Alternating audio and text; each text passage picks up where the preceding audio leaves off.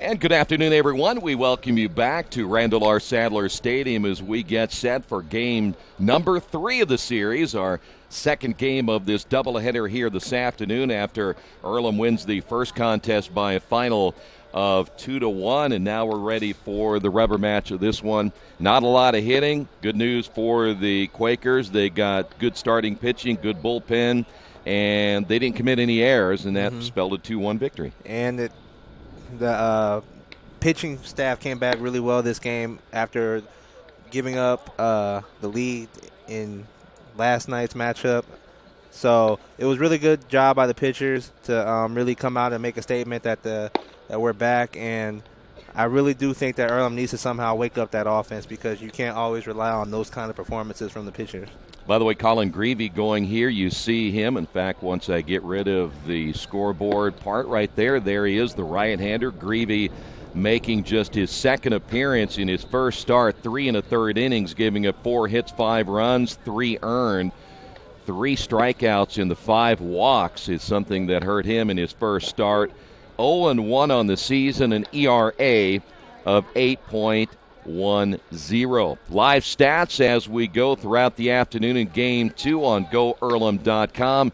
And then after this is where the Quakers will head to Florida as they will head to Fort Pierce to begin the spring trip. And as you said in Game 1, 80 degrees down there probably by now, and I know they're looking forward to getting into some warm weather. We're actually starting to see things maybe clear out a little bit here. But another cold afternoon. And we're ready for game number 2 as we're set for official start time at about 12:48. So we're a little bit early in game number 2. We thought maybe around 1 o'clock. Wiley will step in. Jordan Wiley 0 for 3 in the first game. And Collins' pitch is low and inside. 1 ball, no strikes.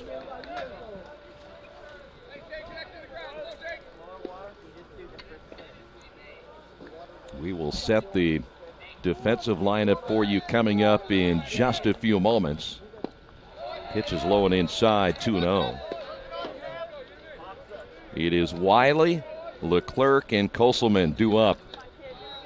Kalamazoo managing 7 hits in the opening contest this afternoon as that pitch a called strike. Now 2-1.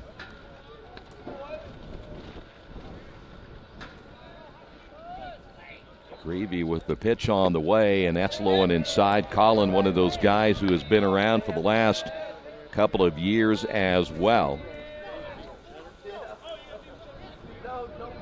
Out of South Bend Clay High School, part of that championship team 2 years ago. A lot of these guys have those rings. That one hit well and foul. And we'll go to 3 balls and 2 strikes.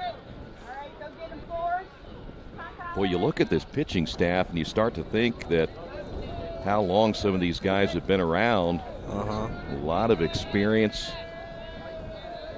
Chance to win a championship as freshmen. Here's the payoff pitch on the way. Hit high and out of play. And all the experience that the pitchers gained during that championship run are going to be called upon this season with a lot of young guys getting much needed game experience.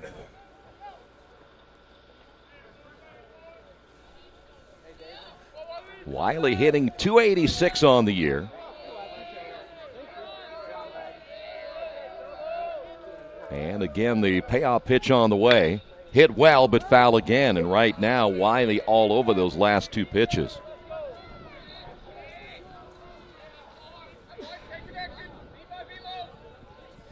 We'd mentioned in the first 2 games, Wiley, a guy that you want to keep off the base paths. Had the 38 stolen bases last season, and when they want to get things rolling, they start with Jordan Wiley. And again, the 3-2 pitch. This one high in the air to left field. McCabe is there, and a little more of an adventure than he'd hoped for, but he makes the catch. As long as he somehow comes down with the ball, we don't care how he does it. Here is Leclerc. Leclerc hitting at 222 on the year. He was 1 for 4 in the first game today with a strikeout. He's a switch hitter. Don't see very many of those. No, not at all. By the way, Whistle behind the plate, Hatfield at first. Baisley's at second. Pinsur at short, Dopp at third. And that pitch in the dirt, 1-0. In the outfield, McCabe, Shake, and Shondell gets the start. So the Quakers make a couple of changes in their lineup here in the final game of the 3-game series. Gravy gets the sign, the pitch, and it's low, 2-0. Let's go now. And every once in a while, again, you're going to hear that wind start to pick up. Mm-hmm. It might be a little warmer. I'm not sure what the temperature is now, but that wind, it doesn't make any difference. No, it does not. It's another cold afternoon. Hit well, and that'll be a base hit to left field. So Leclerc, with a one-out single, makes the wide turn at first. He'll be held to the base hit. So there's your first hit of Game 3. Here's Koselman hitting at 400.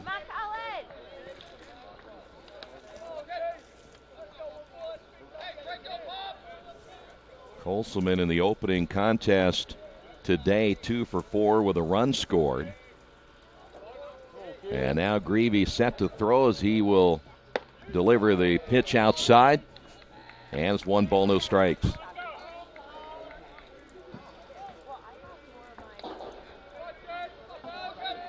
Well, it's could be a tough one when you consider, that many of the Earlham players looking forward to getting some warm weather down in Florida. And oh, yeah. They will be leaving later. There's a good cut foul ball. They just look forward to getting out of here, too. They will drive.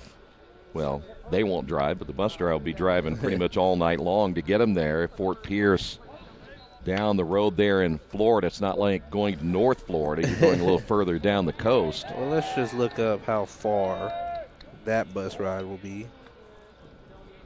Fort Pierce, Florida. You're going to give them 70 miles an hour?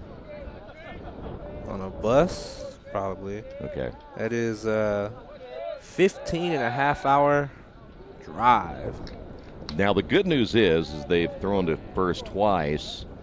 I think that after these guys were up early, I have a feeling they will sleep most of it. Probably, but you got to think, even when you sleep 8 hours, there's still seven more to go. That pitch is outside. Throw down, and they're going to get him. So Leclerc thrown out, trying to steal. Great throw there by Whistle. As you saw, tried to test Whistle again after the performance he had yesterday where he wasn't able to really get much going down to second base, but he came out strong in this one. And first attempt of a steal, he gets an out. So 2 balls and a strike, 2 away. Greavy set to throw, and the pitch is low. We'll go to 3-1. Yeah, that's probably the better Whistle. We noticed yesterday the one he threw, I just don't think he got a good grip. Yeah. That ball hit the mound yesterday. Here's your 3-1. Low and inside, ball 4. So Koselman is on. 2 away. Here is Fultz. By the way, Fultz DHing. Okay, so he won't have to catch, at least for the first part of the game. Yeah, and that means save his legs a little bit, but they really like his bat, as you would expect, hitting at 286. Earlier today, 1 for 4, did strike out 1 time as Colin will come set. And the pitch on the way is low, ball 1. That Florida trip, though they will be leaving later today, will not see any action until Tuesday when they will play Kenyon. And that again will be a 1:30 start time Tuesday afternoon. The pitch, good fastball. In there for a strike, 1-1. I have not looked at Kalamazoo's schedule. I know they go south at some point. Well, let's look it up, shall we? There you go.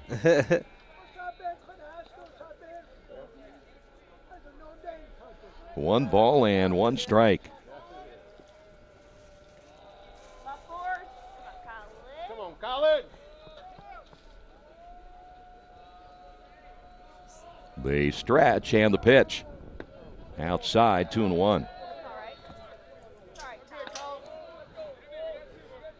That technology's great. I mean, you're on there just like that used to be if you didn't have a media guide or something, you know what was going on. That's why I have all this paper in front of me. You only have your phone. But you got a computer. Kind of half and half, aren't Yeah. And that pitch is outside, 3 balls and a strike. So they have a 2-game series at Trine on Thursday. Then they play Trine at home on Friday. And then this next Sunday, they head to Florida. Ground ball to the third baseman, Dopp. And scooped up at first by Hatfield, and we will head to the bottom half of inning number 1. Kalamazoo will leave a man on after half inning of play. Kalamazoo nothing. Earlham coming to bat. This is Earlham Baseball, the Radio Troy Digital Sports. For over a century, Richmond Power & Light has been providing safe, reliable energy to the citizens and businesses of Richmond and the surrounding area. Through their dedicated and talented employees, they are advancing their tradition of exceptional service through new technology, training, and efficiency in everything they do. Richmond Power & Light provides reliable, low-cost energy and technology services in a customer-focused, environmentally responsible, safety-conscious manner. Richmond Power & Light. Together we make powerful partners. Today's game is being brought to you by Tri-County Awards in Richmond. Customized awards and quality engraving services. When you come to Tri-County Awards, you'll get nothing but the best customer service. We take pride in our prompt service and easy availability. Celebrate success with a gorgeous medal, trophy, or plaque from Tri-County Awards. We've been crafting awards since 1972. Choose from a wide variety of designs and styles. We're a locally owned and family-operated business. Tri-County Awards, 1001 South East Street in Richmond. Well, the Quakers will be facing a left-hander here in the second contest. We have already seen a really good left-hander in the first game today. And this time, this left-hander by the name, let me get you all the important details, wearing number 8, Parker Sosofsky, a freshman out of Grand Rapids, Michigan, 6'1", 175. He's making his first start of this 2019 season. Always good when we can find some left-handers. And I think for coaches, this is what's so nice about doubleheaders. You get to play a lot of your players, and you get to see what each one of them can bring to the table. So they, too, will be playing in a tough conference, the MIAA. So like Earlham, they got to answer some questions as early as possible. So here's Isaiah Shake. 0 for 3 with a run scored in the first game. Takes the pitch outside, ball 1. Cutler behind the plate. Leclerc is at first. Duff at second. Wiley's at short. Colselman down at third. And that pitch outside, 2-0. Cracked it left. Christash in center. Hecht in right. Here's the pitch. And 3-0. And much like Kalamazoo, this is where it starts for the Quakers. 400 batting average now for Isaiah Shake. The 3-0 pitch, that's a called strike.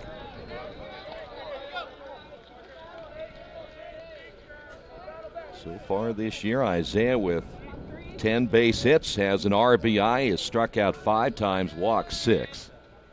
Does have a triple. Oh, nice pitch. Check swing. Did he go around? No. So now the Quakers have a man on here in the first inning. It'll bring up Addison Robertson. Now, if there is one area that Addison really wants to cut down on, it might be number 10, the 10 strikeouts. But again, a lot of that came early. Yes, it did. Wittenberg series was rough on that young guy. I mean, the start of the season was rough. Yeah, he went 0 for 17, so he I don't know if he's ever gone 0 for 17, but he has finally gotten out of that, hitting at 148. I know that doesn't sound like much, but when you've been struggling, you'll take 148 at any time as that pitch is outside. 1 ball and 1 strike. I should say Danny Dopp is on deck, and well, they need the middle of that order to get going. Yeah. They need every part of the order to get going. Think about it. 6 hits in their last 2 games. Line drive foul. Yeah, we'll go to 1 ball and 2 strikes. Come on, 3-1, have some fun. Come on, kid.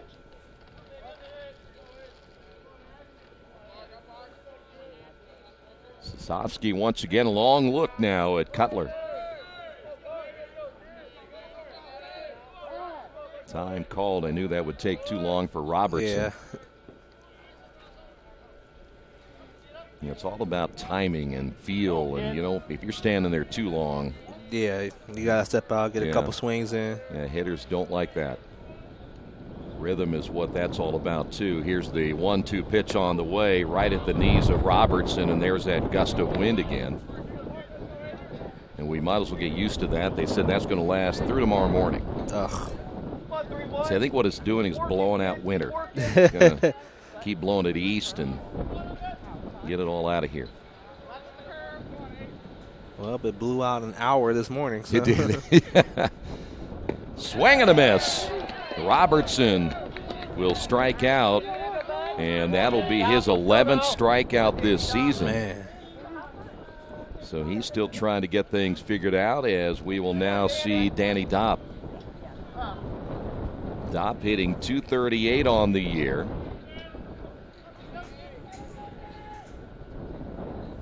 Danny, 6 runs driven in. A little peak of sunshine, believe it or not, as that pitch in there for a strike.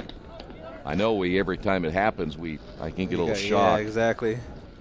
I think this whole winter we've had 2 days of sunshine. But it still was cold outside. Yes, that part hasn't changed. Back here, kid. Come on, kid. The stretch and the pitch, high and outside.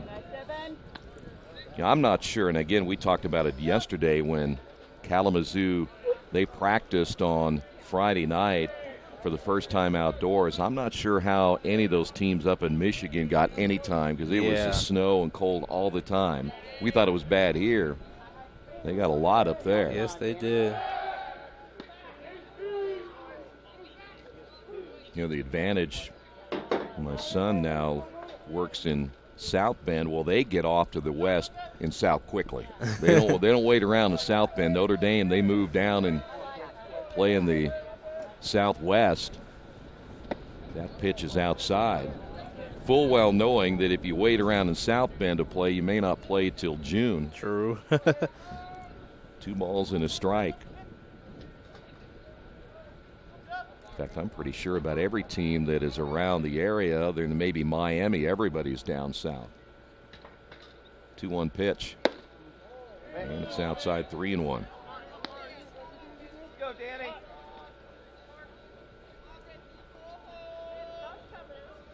We are just underway in final game of the 3-game set. 3 balls and a strike now to Dopp. Outfield straightaway here for Kalamazoo. The pitch. Low and inside, ball 4. 2 walks in the inning now. And so the Quakers now have runners at first and second, and here is Hatfield. Chance to get on the board early. Hatfield has been a nice, solid cleanup hitter. He's drove in a few runs this year so far. Got his percentage with runners in scoring position not too bad at .444. He has struck out, though, 8 times this year, and now a meeting the shortstop Wiley saying something to the pitcher Sosovsky.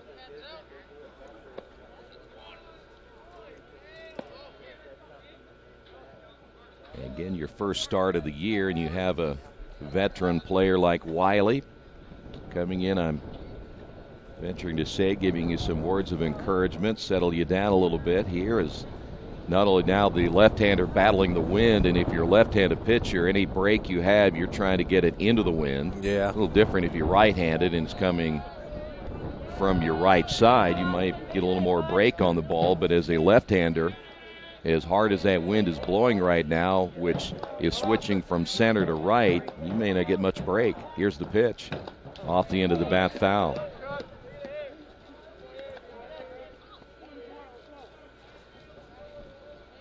Hatfield again, 286 on the year. He has driven in 4. He has 8 strikeouts. That's an area where he too wants to cut down a little bit, like Robertson. But they like this guy in the number 4 hole. Quakers last year didn't have a whole lot of power in their lineup. They're hoping this guy will supply some. Here's the pitch, high and outside.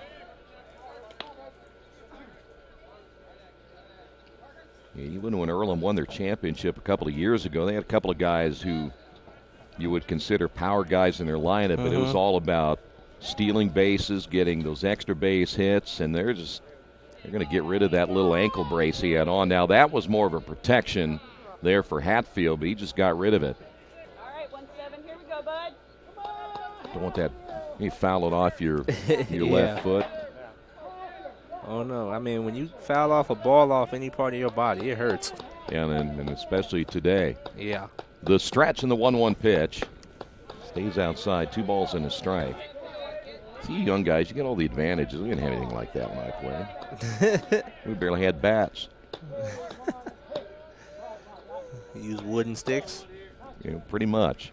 They were about as cheap as you could get. You bought them at the store, and you won bat companies you went and got. You went and got your own.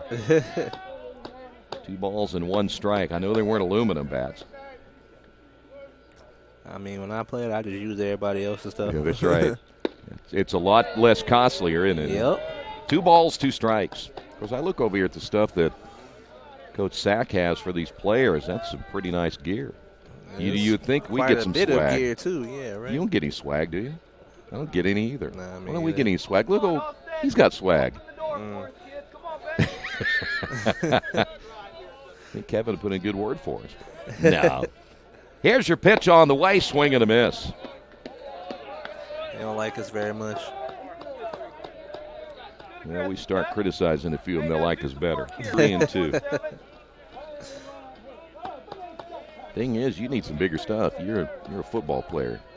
I mean, you're a lineman, right? I mean, I don't think he has anything over there you'd fit in. Probably not, but I'm sure I can make a quick buck off of it. There would be a scandal there, would there? They're going to throw it down to second. Plenty of room.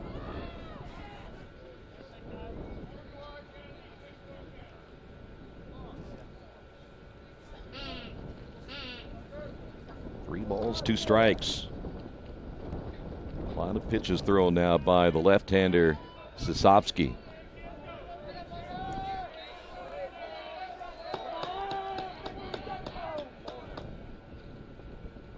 Here's the payoff pitch on the way. This one popped up to the right side. That will go off the netting. All right, here it was. Yep, I knew that was coming. Now, that wind was blowing that net out beyond the dugout. We just finally saw it. He had a chance to maybe catch that ball. Okay. Why wasn't there something called right there of interference or something?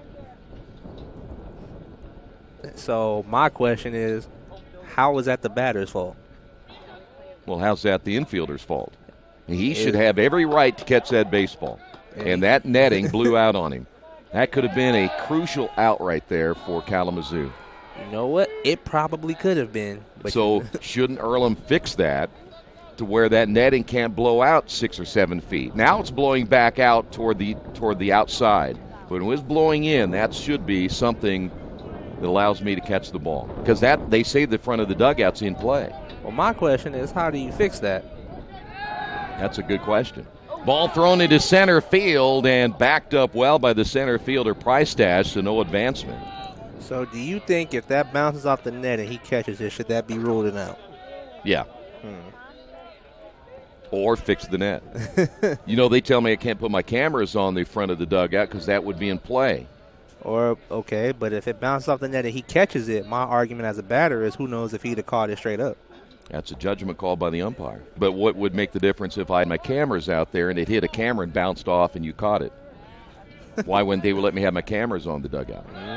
Runners take off, throw down to third, not in time, double steal. But Hatfield strikes out for out number 2. We will ask Coach Sackasitz one of these days about that, because I think it's unfair for us. It's all about us. We don't care about the players, really. Exactly. Here's Pinsura. 2 strikeouts now for Sosofsky. I make a suggestion that they tie those a little tighter, pull them back, right? Kevin's been working on the PA system and such, so. You can tie them tight, but there's some strong winds out there. That's true. They got Kevin being the electrician, the PA guy. They've got him running out there, so I figure he could fix that too. He's a utility guy. See, now the netting right now is hanging over the top front end of the dugout. So that ball has to be in play. There is a real problem here. There's a base hit. No, that's going to be foul. Right behind the runner at third, Shake. That was hit well. I just think if you leave any doubt, and there is an argument to be made when you're doing the ground rules, if I were their head coach and my guy came over and had a chance to make the catch, but that wind blew it, I think I could have an argument. And that's you just might my have opinion. an argument, but that's an argument you ain't going to win. You know what? It was just unfortunate circumstances due to weather. But you know what the good news is? I would have them thinking about it, and I bet you they would fix it before the next time they play. You know what you really could do? You could actually pull that back and just put some bricks down on the netting, and then it wouldn't be blowing that way. So Kevin's going to find some bricks. Here's the 1-2 pitch. That one lined back up the middle and then dropped by the shortstop, Wiley. Everybody is safe. And Earlham gets on the board. Well, that should be an error on Wiley. Most likely. First error of the ball game now for either one of these two teams, but for the Quakers, good news, they score first. Once again, they score without having a base hit on the board. Yeah. They're making the most of their base hits and the most of the other team's mistakes. Yes, they are. Because it really, again, isn't the hitting. Here's Shondell, who will step to the plate. Did not play in the first game, hitting at .231 on the year. So the inning will continue now for Earlham. And the pitch is low and inside, 1 ball. Of course, it would have been the third out at some point if that netting over there hadn't gotten in the way. 1-0. He still didn't catch it, though. But he could have caught it if the netting wasn't there. There's no guarantee One he would have ball caught it. and 1 ball and no strikes. How do you know he wouldn't have just... Oh, I felt it. Yeah. This one hit into right field. This Let's could get be behind trouble, him. Let's get and behind it's him. extra bases. Dopp will score. Rounding third, heading to the plate is Pinsura, and the Quakers lead it now 3-0. Well, there's a hit. Exactly. A nice hit by Shondell as well.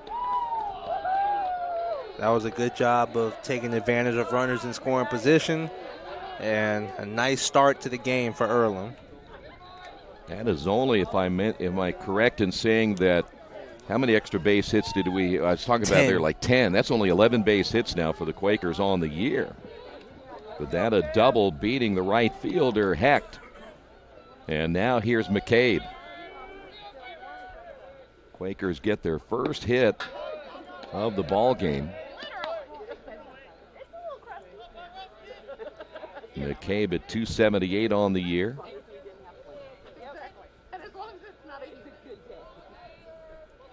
And right now, the left-hander Sosofsky trying to get himself out of the first inning. Check swing. 1 ball, 1 strike. Or they say 0-2. Yeah, 0-2. Okay, so no balls, 2 strikes.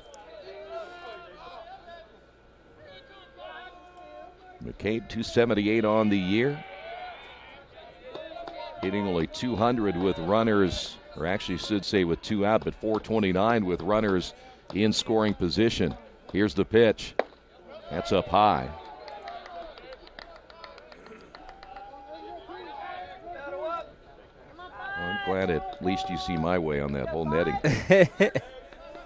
I see the rules the way they are. You know there is that back page in baseball where you can do anything you want as a rule. The umpire's discretion. That one's fouled off. We'll stay at 1 and 2. You know about that rule, right? Of course I know about that rule. All right. Just making sure. But now watch, 3 years from now, that's going to be a rule. If it hits the net, it's still legal in play. Well, I got another scenario for you here in a minute. You know the white on the top of the fence in the outfield. Yeah. That pitch is outside. I have not heard that has been designated. If it hits the top of the fence and goes over or comes back in, what is it? If it hits the top and it comes back into play, yeah, it's still in play. Are you saying that should be considered a home run? Sometimes it's a home run in some ballparks. Hits the top of the fence. That's why they make it yellow. So you can. Ours is white. Pitches up high.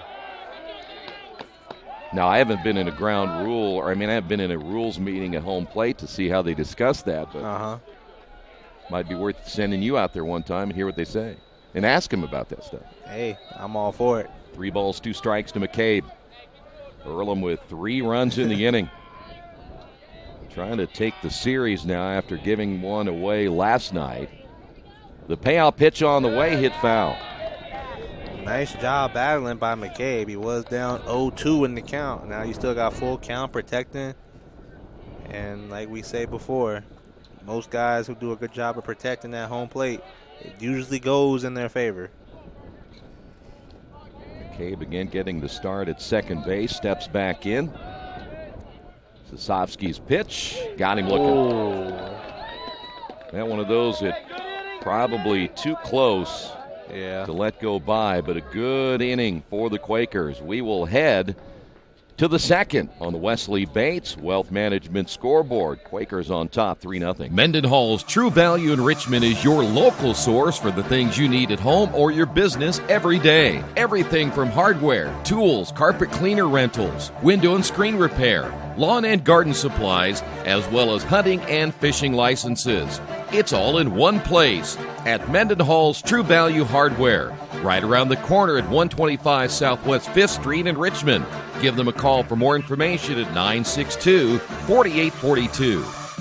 Finding just the right used car can be a daunting task unless you shop at Tony's Car Sales in Richmond. Hi, this is Troy Naragowski. I can guarantee you one thing. Tony's professional staff will help you every step of the way without all that pressure of buying a new car. Hey, I bought my last 2 cars from Tony's, and it has been a great experience every time. Tony's has lots of one-owner cars, SUVs, and trucks ready for you today. Tony's Car Sales, 250 National Road West in Richmond. Hi, this is Steve Funkhauser, and I was talking to someone the other day about how friendly and professional the crew at Jiffy Lube is, and they said, "You are always so upbeat. I'm going to call you Mr. Positive." And so now I am Mr. Positive. And I want you to know how proud I am of you and that you are doing a great job today. And hey, do something nice for somebody. Make somebody smile. Smiles are contagious, you know. I want you to have a great day and the horse you rode in on. Jiffy Lube. Fast, friendly, professional. I'm Mr. Positive, and I approve this message. Well, good start for the Quakers here today. A 3-0 lead. You know, you and I are going to be saving this press box. And I'll tell you why here in a second. I'm very curious to hear this. Oh, man. Quakers 3-1 lead as Hecht will step in, takes the pitch for a strike. Well, the reason being is we still could be here for another couple of hours, and if some of the folks in here eating tacos, I'm not sure what kind of tacos they are, but we may not want to be in here. This one hit high in the air. Fly ball center field. Here is Shake. He will camp under it, make the out. There's just some things that where we talked about. This should be a press box. Window should be allowed window. to open. See, there you go. You totally understand what I'm saying. I know exactly what you're saying. Here is Cutler. Cutler getting a chance to start behind the plate today for Kalamazoo here in the final game as Colin Greavy set to throw, and the pitch is in there for a strike.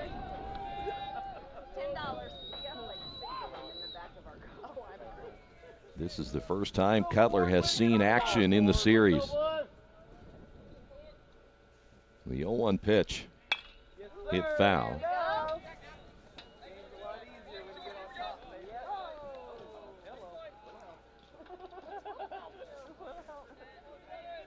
Whistle threw that one back at Greavy, and we've seen a few of those this series. Yeah.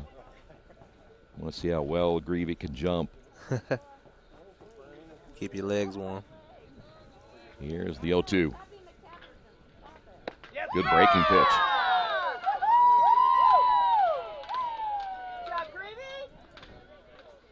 So 2 away here in the second. Here's Duff. Duff had a pretty nice game in the earlier game with a couple of hits. Yes, he did. He was 2 for 4. Now hitting at .500 on the year. And the pitch a called strike.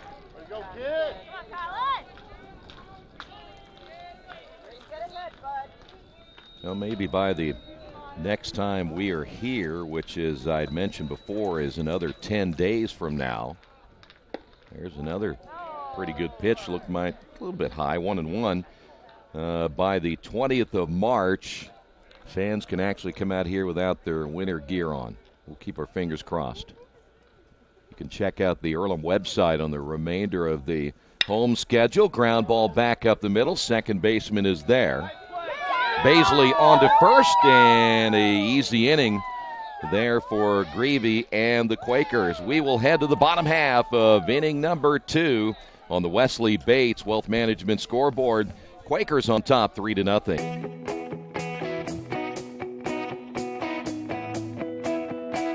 We check 'em better. Every Wetzel Better Buy certified vehicle is fully inspected and reconditioned by ASE and factory-trained technicians. And each Better Buy vehicle comes with a Carfax vehicle history report, so you know you can buy a vehicle with confidence. We back 'em better with a 3-day satisfaction guarantee. Every Wetzel Better Buy certified comes with a 3-day or 300-mile satisfaction guarantee. If you don't like it within that 3 days or 300 miles, just bring it back and we'll exchange it for a vehicle of equal value. Every Wetzel Better Buy certified vehicle comes with a 12-month, 12,000-mile warranty. We price them better. We have dedicated individuals searching the entire country for the highest quality, lowest price vehicles for our inventory. In today's competitive market, we're constantly monitoring vehicle values to ensure that we're offering the best prices possible. We guarantee that every Wetzel Better Buy vehicle is the highest quality used car or truck around. Our reconditioning process guarantees that you are getting a vehicle as close to brand new as possible, and our warranties back that up.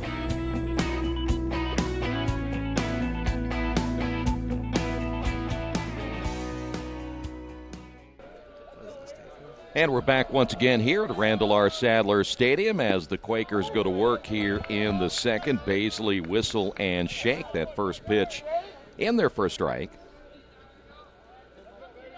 Baisley starting here in game number 2 of the day. Ground ball chopper to the third baseman. Colselman on to first in time. A low throw, but still picked up by the first baseman, Leclerc, and there's one away.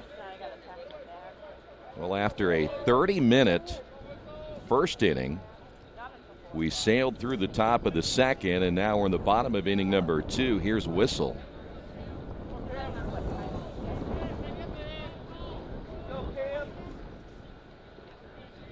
Cameron getting the start here in this one. Again, had that nice throw earlier as he pitches in there for a strike. Hitting 200 on the year. Has an RBI, has struck out twice, he has walked twice. Breaking pitch stays up high, 1 ball, 1 strike.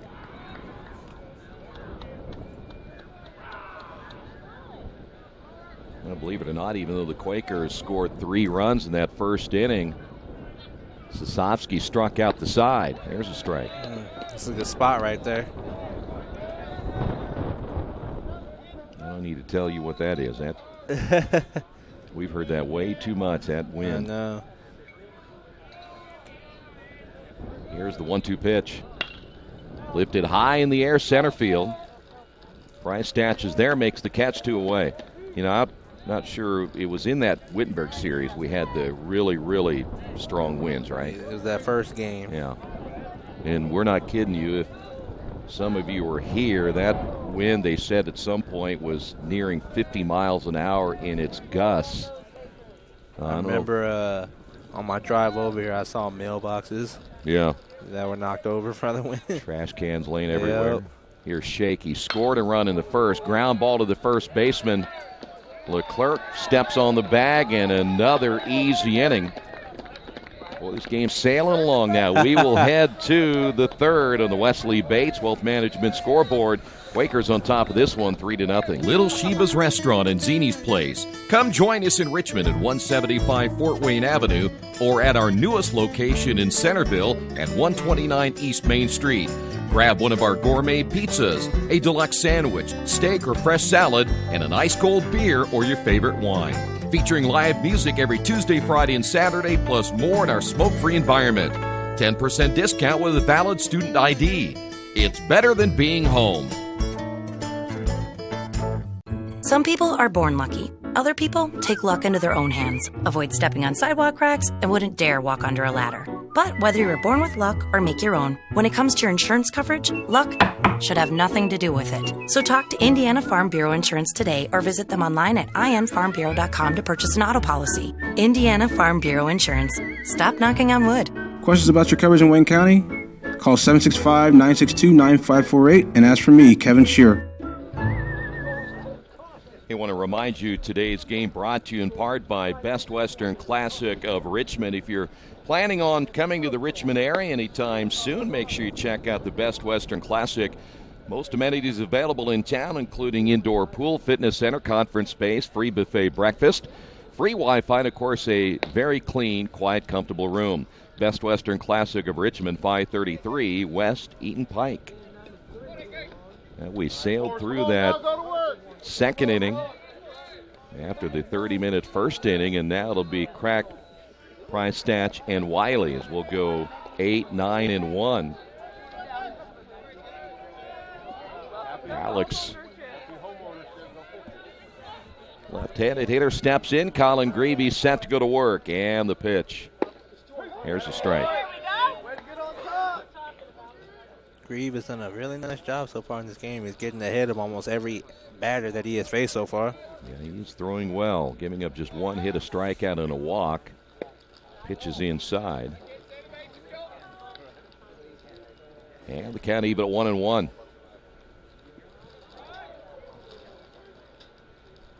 Colin is not a guy who will overpower you, but generally pretty good around the plate as that pitch is outside. 2 balls and a strike.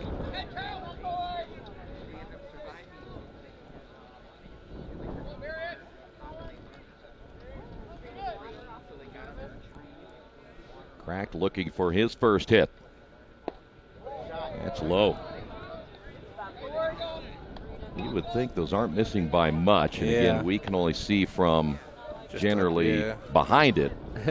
But that must have been low. So 3 balls and 1 strike. Grieve, one of those guys, looks over the top of his glove before he throws. As that pitch low and outside. He can't be missing by much.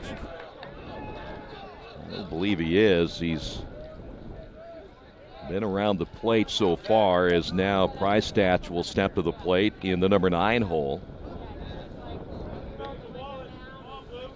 Price Statch hitting .375.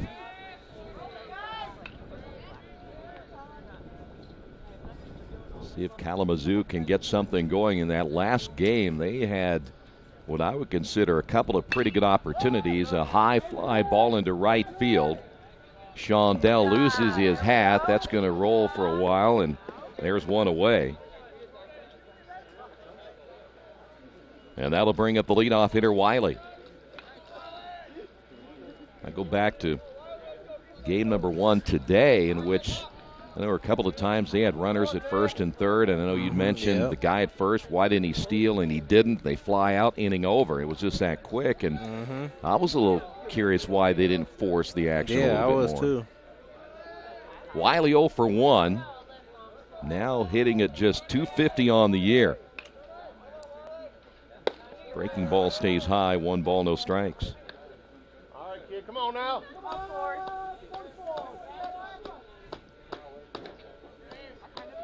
I think Wiley a little frustrated in his first at bat. He had a 3-2 count and then flew out. And this is one of the key guys to their lineup. The pitch shows bunt, pitch in there for a strike. Snap throw to first, gets by the first baseman. That'll be a throwing error by the catcher, Whistle. That'll be a 2-base error as the throw comes back to the infield. And just like that, you have a runner at third. And that's where a team beats themselves at. Yep. So there's your first error. That was something the Quakers did not do in game 1 earlier today after committing 4 errors yesterday. And the count now 1 ball, 1 strike, 1 out. And Wiley a chance to drive in a run right here. The pitch by Greavy. Nice movement on that fastball. And it's in there for a strike. We'll go to 1 and 2. Okay, there we go. I've got your shirt. Boy, one thing about it, that ball gets down the right field line as it did. The right fielder, Sean Dell, had a long way to go get it. A long way to go. That's easy, 2 bases. The 1-2 pitch. Hit to the right side. That'll score the run. Throw to first by Baisley, and it's 3-1. So 2 away, and here's Leclerc. So Wiley does his job, gets the run in. Leclerc singled and was thrown at trying to steal by Whistle in the first inning.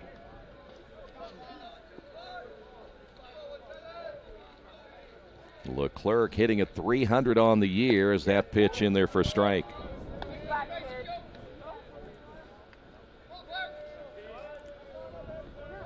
We have at times previewed some of those upcoming home games, and there's some good ones that are going to be coming up. That Wisconsin-Oshkosh series should be fun as that pitch. Yeah, that's going to be a good one. In there for a strike. And, of course, if you're looking toward the conference season, you're going to bring in Rose, you're going to bring in Franklin. Anderson's going to be here as well. The 0-2 pitch is outside.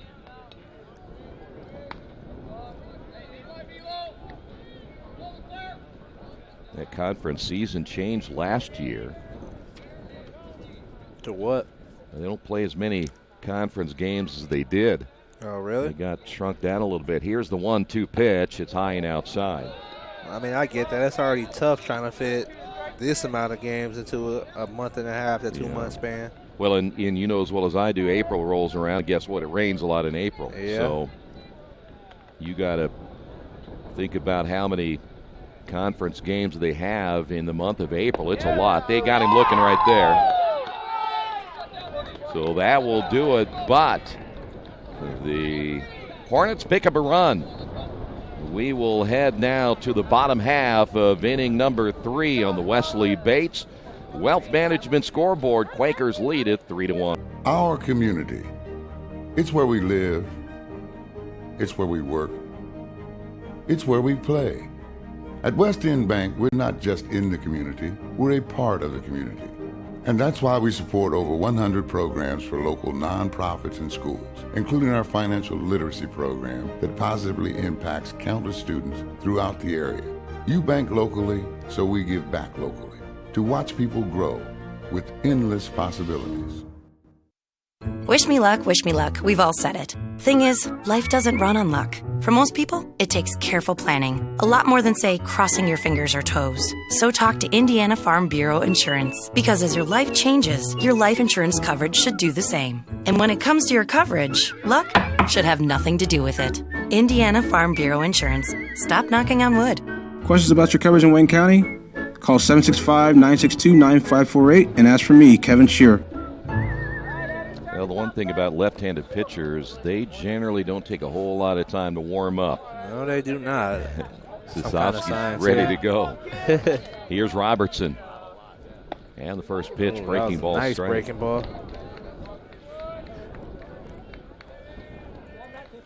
Robertson on the season now at 143. His average starting to drop a little bit again as he's trying to still find that rhythm.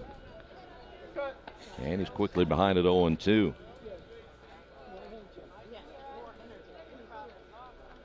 We'll go back to that strikeout in the first inning. 11 strikeouts now in 28 at-bats this year. That kind of gives you an idea of guys struggling. 0-2. 1 ball, 2 strikes. Come on.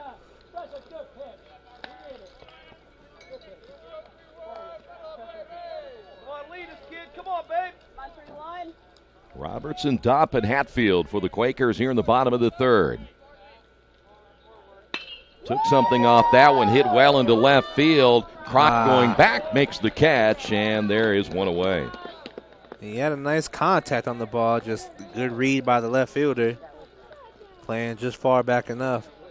Here's Danny Dopp. He walked and scored one of the 3 runs in the first inning. Come on, Danny. Come on, Danny. You always think that balls hit a little bit harder, those aluminum bats. Yeah. That's the way the technology is these days. They still sound like aluminum for the most part, but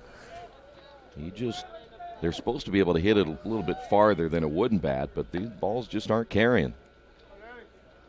1 ball, no strikes. Something about this field, balls just literally do not carry nowhere. Yeah, it's like a vacuum that just simply sucks that ball back from home plate as there's time called. Danny again walked in the first inning, hitting .238. The pitch, foul tipped and held on. And the count even at 1 ball and 1 strike. You have all next week off. Yep. You live in California. Yeah. And I asked you what you were going to do, and that's a lot of free time. I know. Swing and a miss. And I will fill that free time with something. Hey, battle up for us, kid. Probably sleep a little bit, right? Oh, for sure. Yeah. 1 ball, 2 strikes. Yeah, everybody's gone. All the spring teams everywhere. Ground ball back up the middle. Second baseman makes the play behind the bag, throw to first. Oh, my. They call him out at first, and here comes Coach Sakasitz. That was not a good play, and he's going to let him have it. That was terrible. Now, I generally are on the side with the humps. And it's a tough job, but you could tell that was. Yeah, he beat that one out. When you're a step past the bag,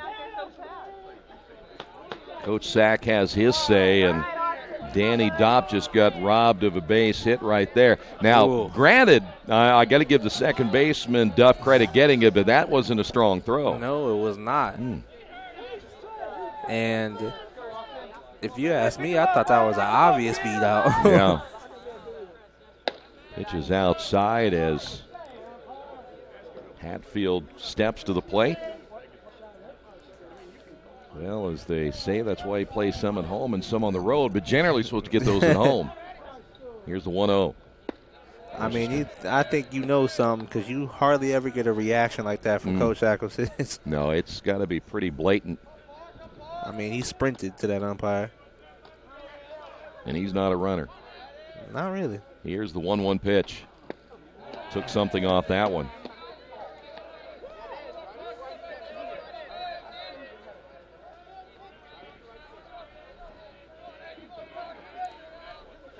One ball, 2 strikes.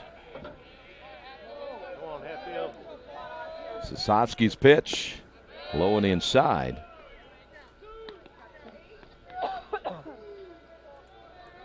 Well, you could put a little asterisk next to that. We'll see how maybe if that will play into this one. Of course, We got to see if Hatfield can maybe deliver right here. That pitch is outside. Depends on the rest of the half inning. Yeah. Hatfield now at, again, 276, 9 strikeouts. And we mentioned he and Robertson, 2 guys wanting to cut down on those strikeout numbers. And the pitch is low and inside. Nice job battling back from Hatfield right there.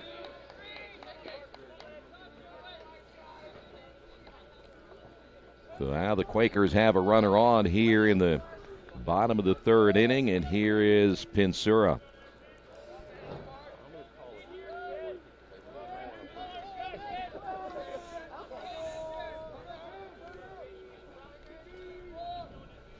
So now Earlham has had a base runner in 2 of the 3 innings. The stretch and the pitch on the way, in there for a strike.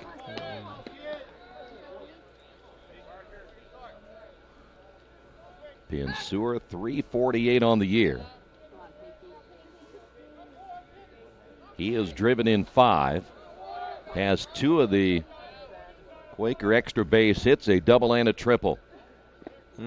Late swing. Chasing. Yeah, that one was really right at the feet of Pinsura. It's one of the worst things you can do as a batter is help the pitcher out, chasing something out of the zone. So no balls and 2 strikes. Sosofsky once again will come set. The pitch on the way, grounded back up the middle. The second baseman, Duff, knocks it down, but everybody is safe. I would think where that is hit, that would be a base hit. Yeah, I think it's a base hit. Quakers have their second hit, and that'll bring up Shondell. So the infield single. Shondell doubled his first time up. Now a 286 batting average on the year, 5 runs driven in. And Earlham again with runners at first and second. The pitch on the way is a breaking ball, caught the outside corner.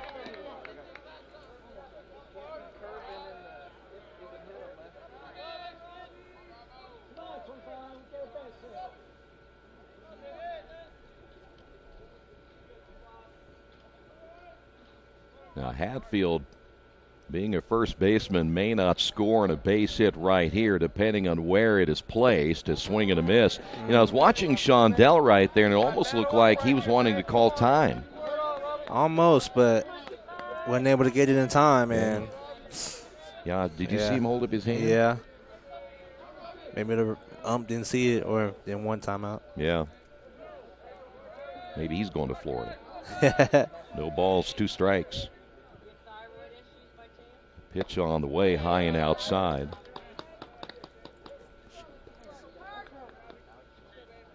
Would you like to be out there one time when a coach goes out and says something to the umpire and see what they say? Yes, I would love to have maybe a mic ump or something, or mic umpire mic'd up. Yeah, spits flying everywhere.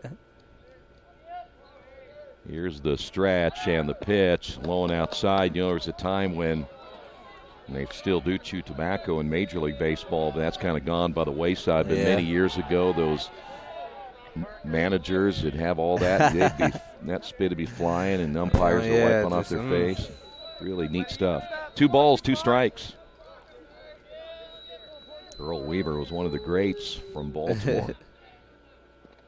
That's a wild pitch. Runners will advance.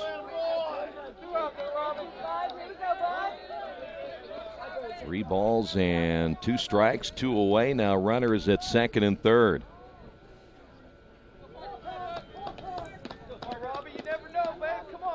I keep bringing up all these names that you're probably not familiar with.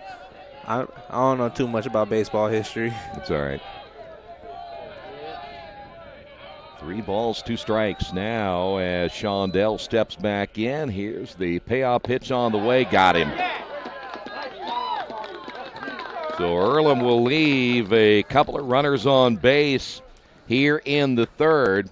And on the Wesley Bates Wealth Management scoreboard, as we will head to inning number 4, Earlham on top of this one, 3-1. This is Earlham Baseball, Radio Troy Digital Sports. Since 1994, Beach Automotive has provided motorists in the Richmond area with comprehensive auto repair services that include car and truck care, alignment, brakes, tires, engine, transmission, and more. You'll be hard-pressed to find the same level of expertise that our auto mechanic specialists provide. For a high-performing vehicle, trust Beach Automotive. To learn more, call 765-966-8181. Beach Automotive, 110 East Main Street, Richmond. Big Boys Pizza is now open in Richmond, located at 1015 East Main Street, next door to the Civic Theater. The menu has great sandwiches, pasta, salads, and of course, pizza. Come dine in, carry out, or have your food delivered day or night, at home or at the office. Other locations are in Connorsville and Brookville. Bring in a sports ticket after any game and receive 10% off your purchase. Ticket must be dated for the same day as your purchase. Dine in, take out, or delivery, Big Boys Pizza. 765-488-0023. Welcome back to Randall R. Sadler Stadium, Earlham College Baseball. Earlham with the 3-1 lead going into the top of the 4th inning. Leading off the inning for Kalamazoo will be Kozelman.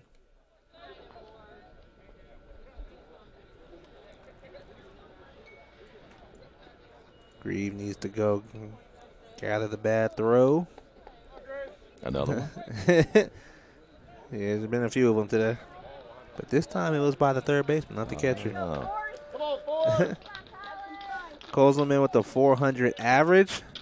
Grieve's first pitch is fouled off for strike 1. 0-1 count.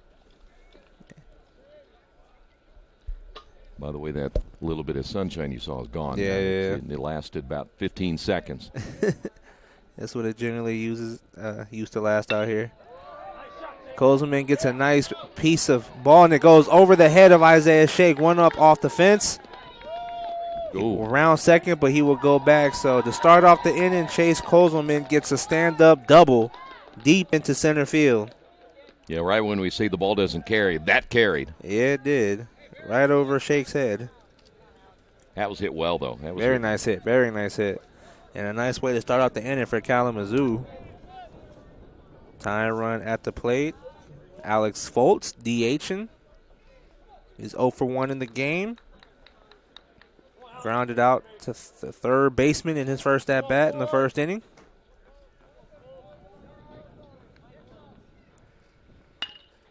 Foltz hits a grounder to the shortstop. Pensura is there. He goes across the diamond and makes the easy throw for out number 1. Now, Greavy had that, what was it, the second inning he sailed through? Yeah. Where he threw very few pitches. Yeah. You start getting around 4, 5, and 6, you want to see, again, those kind of innings. Mm-hmm. Throw the less pitches you can. It's the strategy. Well, Gravy's a guy that he can throw innings. I mean, if you need him to eat up some innings, he will if he's effective. So it isn't like his arm isn't strong enough. Noah Hecht at the plate for Kalamazoo. Greavy's pitch is low for ball 1. 1 out in the inning. A runner on second base.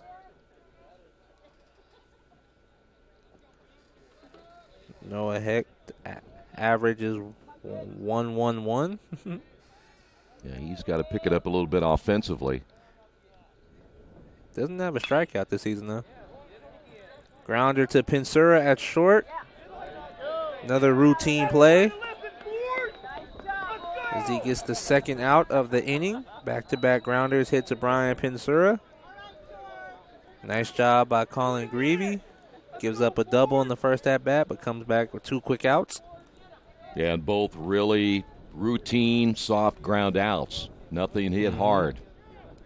Catcher George Cutler now at the plate for the Hornets.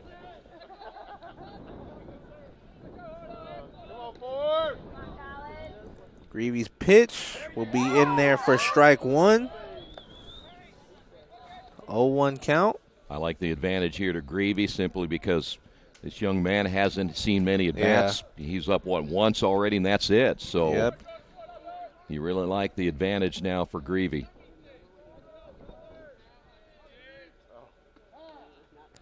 Got a timeout by Cutler. Kozelman at second base.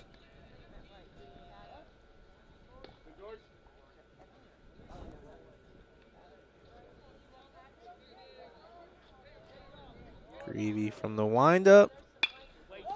Cutler will hit a shallow pop fly to right field. And Shondell is there for the grab for out number 3. That will end the inning. No runs for Kalamazoo. Earlham still leads 3-1 on the Wesley Bates Wealth Management scoreboard. We'll be right back. Kate's Cages is the #1 indoor training facility for baseball and softball in Richmond by far. With top flight instructors, you will learn how to play the game the right way. Everything from pitching, hitting, catching, and fielding. Kate's Cages will also have the opportunity to participate in triple play fall ball, the softball academy, individual and team camps, and individual private workouts. Kate's Cages Baseball and Softball Indoor Training Facility, 1366 Rose City Boulevard. Call 993-2353 for more information.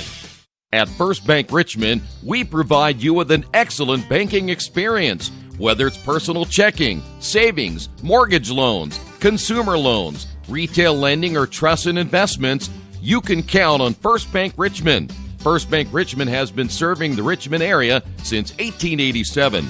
For more information, give them a call at 962-2581 or go to their website at firstbankrichmond.com. Mendenhall's True Value in Richmond is your local source for the things you need at home or your business every day. Everything from hardware, tools, carpet cleaner rentals, window and screen repair, lawn and garden supplies, as well as hunting and fishing licenses. It's all in one place at Mendenhall's True Value Hardware, right around the corner at 125 Southwest 5th Street in Richmond. Give them a call for more information at 962-4842. Welcome back to Randall R. Sadler Stadium, Earlham College Baseball. McCabe hits a shot to left field. It will get into the gap. He rounds first. He's going to second base. And he will walk in with a stand-up double to start off the bottom of the 4th. Nice hit right there. Yeah, by the way, I believe the ball is now carrying to left field. We don't really see a lot of carrying, but we're seeing it today. And those, by the way, the balls that have been hit to center and left, they're on the line drive. They're hit well. Devin Baisley stepping up to the plate for the Quakers. No outs in the inning and a runner on second. That ball will be high for ball 1. Now they are anticipating Kalamazoo, their first baseman. He's playing in front of the bag just in case there's a bunt attempt here to the right side. Try to take that away. You know, with runs at a premium, maybe. Might mean one run even get the guy to third. Baisley will foul it out of play for strike 1. And you're, again, it might be a good situation because there are no outs. Yeah. And at least get the guy to third. You're 90 feet away. Get that run back. Make it 4-1. I think I'd bunt it towards third, though. If I can hit maybe a little bit, not too soft for the catcher to get my man. Yeah. That ball will be high for ball 2. Well, I think for a hitter, it's probably easier to push it this way than to try to get it down to third base side. So, and then you make the guy at first. I mean, he may not make the throw to third, and then he can't cover first because your second baseman can't come over. Mm-hmm. He's too far away. Another foul ball from Baisley, strike 2, so a 2-2 count. Well, he's not going to do it now, but you kind of get the idea that Baisley's trying to go to the right side, so now the first baseman backs up because the bunt is off, if there ever was one. Yeah, I didn't see it, so. But both times, those two swings look like he had kind of dropped his shoulder a little bit, trying to get it to the right side. That ball will be just outside for ball 3, so now full count for Baisley. I have a feeling if that pitch was a little bit closer, he would have tried again to the right. Yes. Well, with 2 strikes, you want to protect. Yeah, don't get caught looking here. At least put it in play. And whatever you do, don't get that guy at second base caught in a rundown. So he's got to be smart, too. It's a pop fly, and that will also go out of play. Doing a good job of protecting at home. And there again, we have seen 3 instances where he is going with the pitch, trying to get to the right side. Keep battling, kid. Come on, 3-8. See if he can try it again here. It depends on where the pitch location will be. He's got that open stance on that left side, too. Really opens up his body to the pitch and the left-hander. And he will go down swinging for the first out of the inning. Strikeout for Sisovsky. But I thought that was a good at-bat. Yeah. You know, he was doing everything he could to get that ball to the right side so he could get the runner to third. And it looks like we may have a pitching change. The worst they're going to do here is talk about it. And I don't know how long anybody has been up in the bullpen. In fact, there's nobody throwing at the moment. One guy doing No, the guy jacks. next to the catcher, he was throwing. He started the inning off number 31. The one guy was doing ballet. His leg was going up and down, and the other guy is doing jumping jacks. There you go. Well, they're going to leave him in, but the guy warming up for Kalamazoo is number 31, Luke Castron. That's another freshman. I don't see how many freshmen they have on their roster because it seems like every time they bring somebody in, it's a freshman.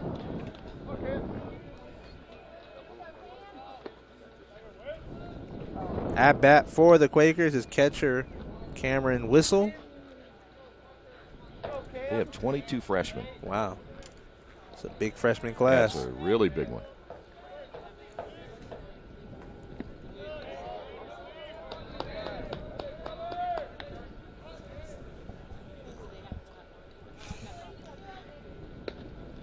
Whistle with the 1-0 count. McCabe still at second base, only 1 out in the inning. Well, they were really leaving. They're looking between second and first. That's a huge, huge hole. Yeah. There he moves back.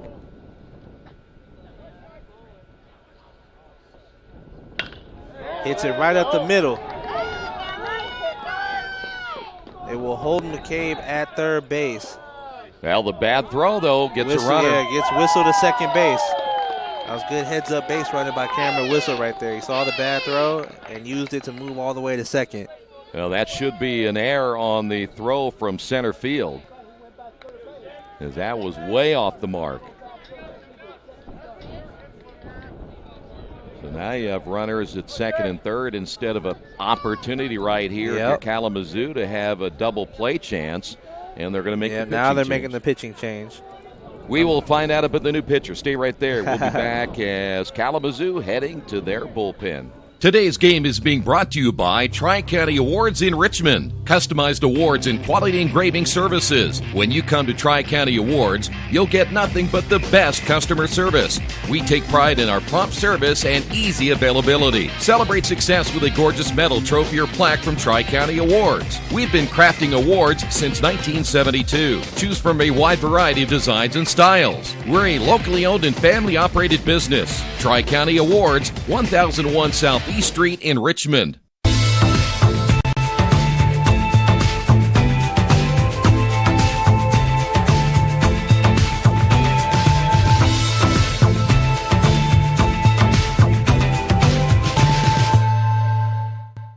For over a century, Richmond Power & Light has been providing safe, reliable energy to the citizens and businesses of Richmond and the surrounding area. Through their dedicated and talented employees, they are advancing their tradition of exceptional service through new technology, training, and efficiency in everything they do. Richmond Power & Light provides reliable, low-cost energy and technology services in a customer-focused, environmentally responsible, safety-conscious manner. Richmond Power & Light. Together we make powerful partners. Welcome back to Randall R. Sadler Stadium. Earlham College baseball.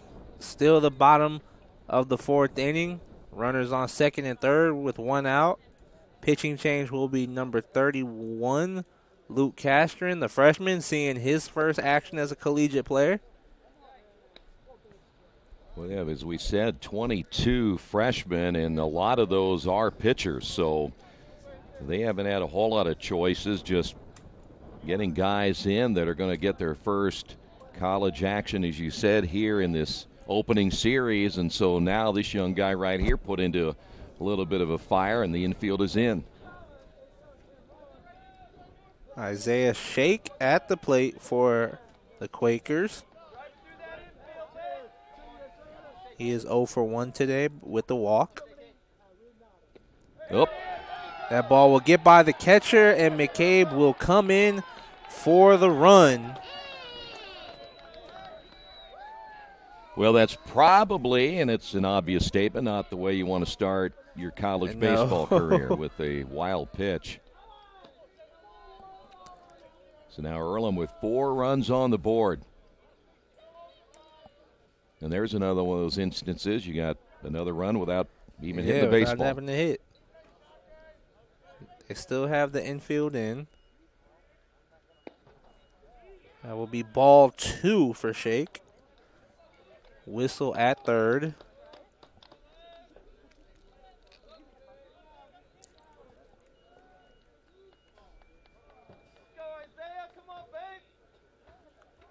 Castron gets the pitch he wants. It'll be right down the middle for strike 1.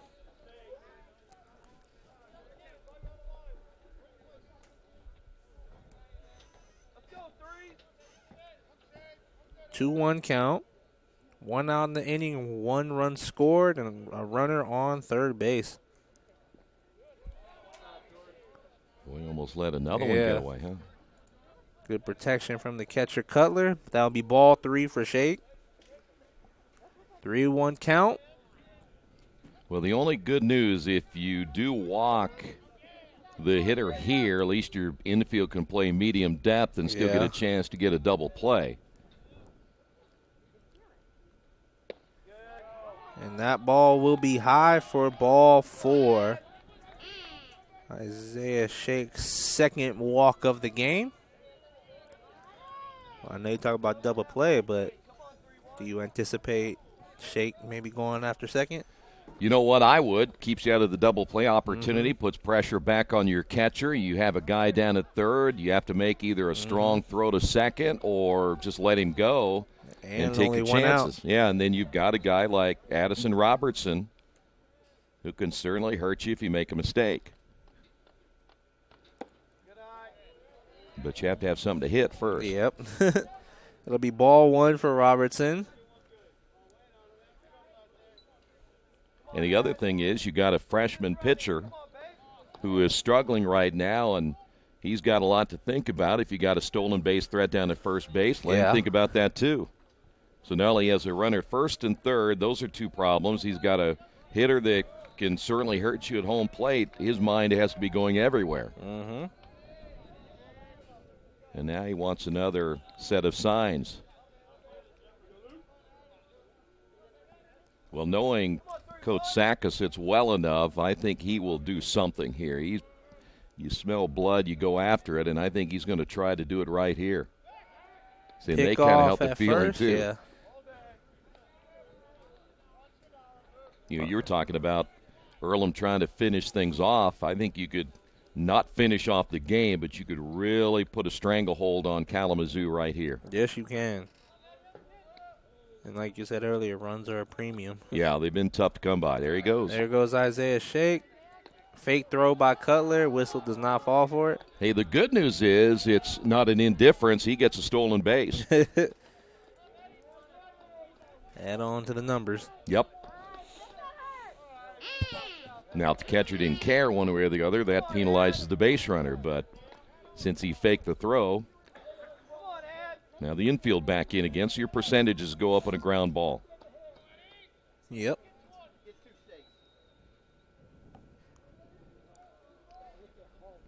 We have a guy like the new pitcher. You're still trying to get together with your catcher. The signals aren't the same. Just got to work together more. Foul ball from Robertson. It's a 2-1 count. You know how important it is between the catcher and the pitcher to get to know each other, know what situations you want to throw in. He's not comfortable throwing this pitch. Maybe he likes this one. Of course, the catcher is getting his signals from the bench area. He's going to shake it off or take it. A lot of things happen between the time that the hitter gets out and comes back in. There's a lot of pitches you got to get to know, too. Yeah. Swing and a miss from Robertson, so a 2-2 count now. Well, and you don't know this guy very well. He hasn't thrown yet. So you're counting on what you know, what you've seen in high school, and what you've seen working out. But yeah, it's different now. It's it live is much pitching. Different. So. Live pitching.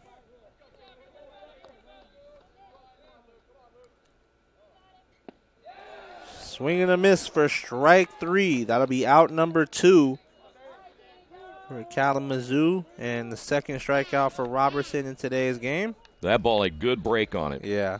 So I'm not sure if Addison was expecting a different pitch, if he was looking fastball, or that was a fastball that had good break, but he didn't miss it by much. But the important thing, if you're Kalamazoo, he missed it. Yeah. Danny Dopp now at the plate for Earlham.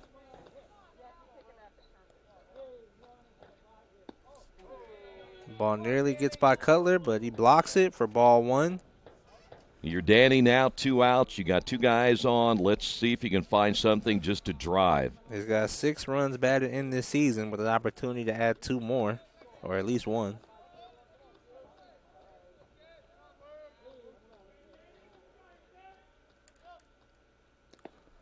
Ball's low for ball 2. 2 outs in the inning and a 2-0 count. One runner has scored in the inning. Of course, your thought process for Kalamazoo, don't give him anything to hit. No. Those first 2 pitches have been to the outside. Because you want anything right in his wheelhouse. Here's another one. Low for ball 3. So a quick 3-0 count for Danny Dopp.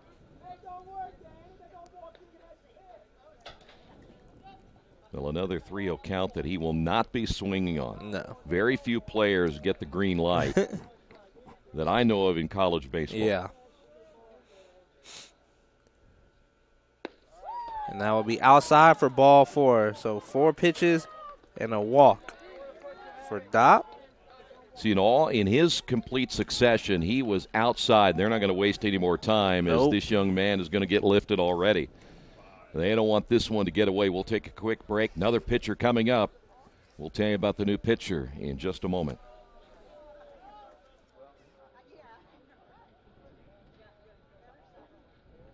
Summit Computer Systems is a full-service computer manufacturing and support company founded in 1997. They partner with businesses and individuals to provide computer systems, hardware service, support, design services, high-speed wireless internet, network design, and more.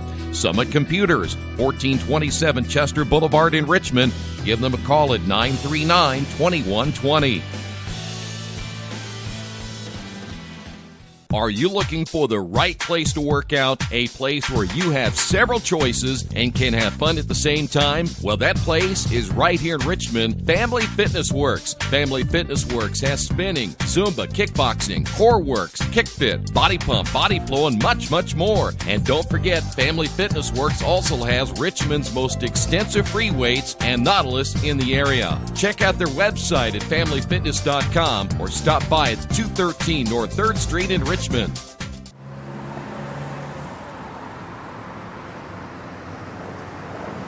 got this.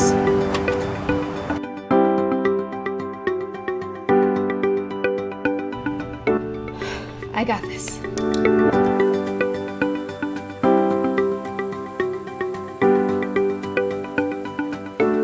I got this. At Harrington Hogue, we believe your life belongs to you. That's why we work hard to make sure that your insurance coverage is the last thing you have to worry about. So when it comes to keeping you protected, we got this.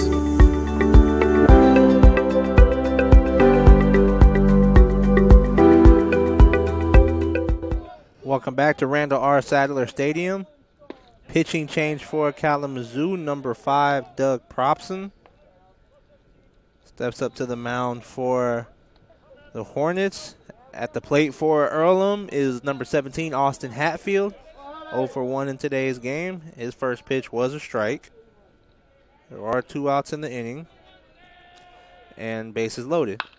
Hatfield will hit a grounder. It will end up being foul for strike 2. So a quick 0-2 count for Austin Hatfield. And I'm thinking if you're Earlham, this is an opportunity like you have to take advantage of. This is a situation to where you can really put Kalamazoo behind by 5-6 runs possibly. Yeah, don't let this one slip by yeah. if you can.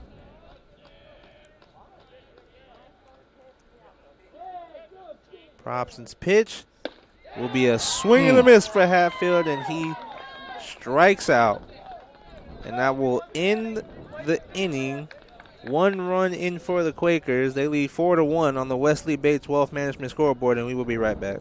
Some people are born lucky. Other people take luck into their own hands, avoid stepping on sidewalk cracks, and wouldn't dare walk under a ladder. But whether you were born with luck or make your own, when it comes to your insurance coverage, luck should have nothing to do with it. So talk to Indiana Farm Bureau Insurance today or visit them online at infarmbureau.com to purchase an auto policy. Indiana Farm Bureau Insurance. Stop knocking on wood. Questions about your coverage in Wayne County? Call 765-962-9548 and ask for me, Kevin Shearer. Best One Tire and Service has been committed to our partners since 1948. With more than 250 locations in 26 states, Best One puts over 1 million tires on the road every year.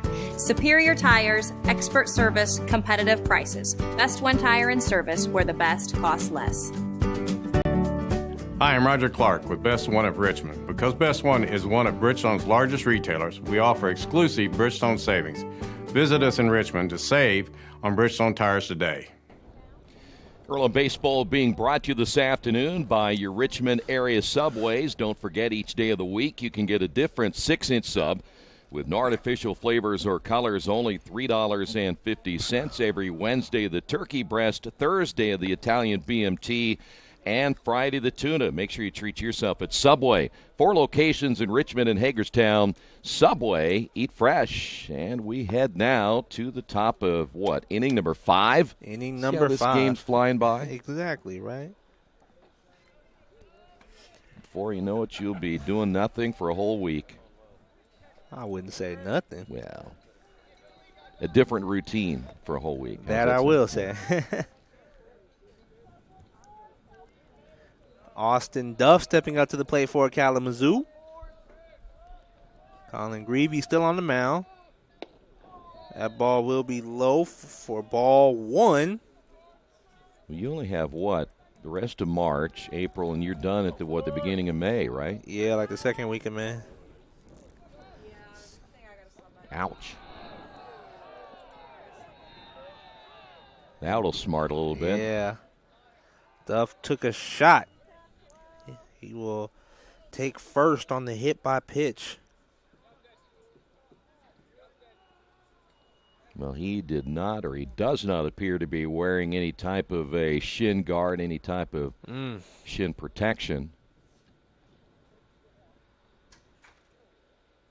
I'm not sure what he's doing there, though. I mean, the coach came out and basically told him to get back, go to the bench. So is he out? He must be out. So Amani Kareem is coming in. That's kind of odd, isn't it? Yeah. He went halfway down talking to the first base coach. Next thing, the head coach, Mike Ott, came out, and you could hear him saying, "What are you doing? Get back there." So he sent him back to the dugout. Guess you say, why risk it? I didn't think it was that big. I mean, I know that it hurts, but yeah. Maybe he was coming on after this inning. Yeah, it may have been. It may have been. So, Amani Kareem is on the base path. Alex Crack up for Kalamazoo at the plate.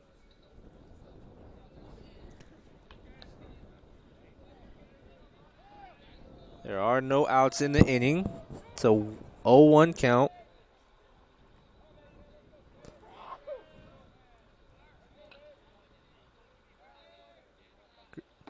Outside pitch for ball 1. It's a 1-1 count. Runner on first base. We'll see if Kareem attempts to steal. Does have some speed on him.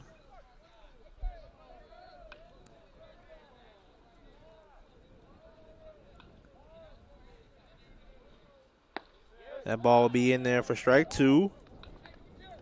Crack still looking for his first hit of the season.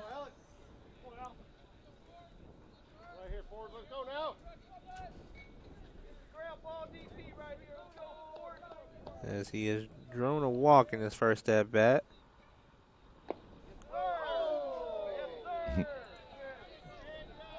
That ball will be down for ball 2. No outs in the inning, 2-2 count.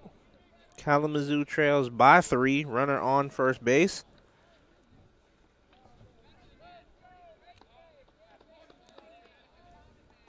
Greavy's pitch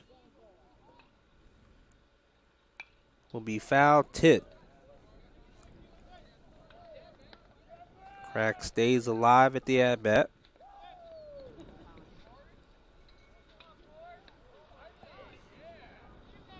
Prize stash on deck for Kalamazoo.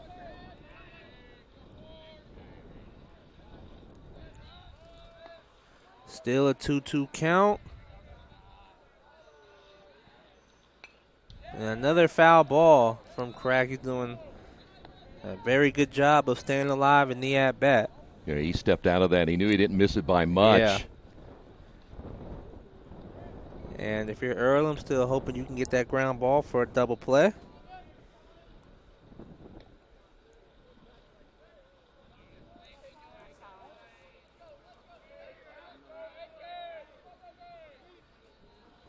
Kareem with a nice lead at first. Greavy's pitch will be a swing and a miss for strike 3 in the first out of the inning. That is Greavy's 3rd strikeout of the game. Well, he's again not a big strikeout guy, so when you get strikeouts out of Colin, it's a little bit of extra for him, and I just think gives him a little more confidence as he gets perhaps stronger as the game moves along. Zach Priestash at the plate. First pitch will be in there for a strike. You know, I might be wrong about this, but if you go back to game 1, didn't it seem like Kalamazoo was a little more aggressive? Yeah. They were even down at one point. They got guys running, but now they don't seem to be running so much. It's kind of odd. And it's a good lead down at first base, but he hasn't made a move yet. He has not. Foul ball from Priestash, so strike 2. And it just seems even from the game yesterday that their style of play has just changed. Yeah, they really had a lot of energy, got guys on base. They were stealing and running and hit and run. But today, even in game 1, it just wasn't there, which was obvious by the final score. But even in this one, I know they're down by 3, but you'd think they'd make a little bit of a move.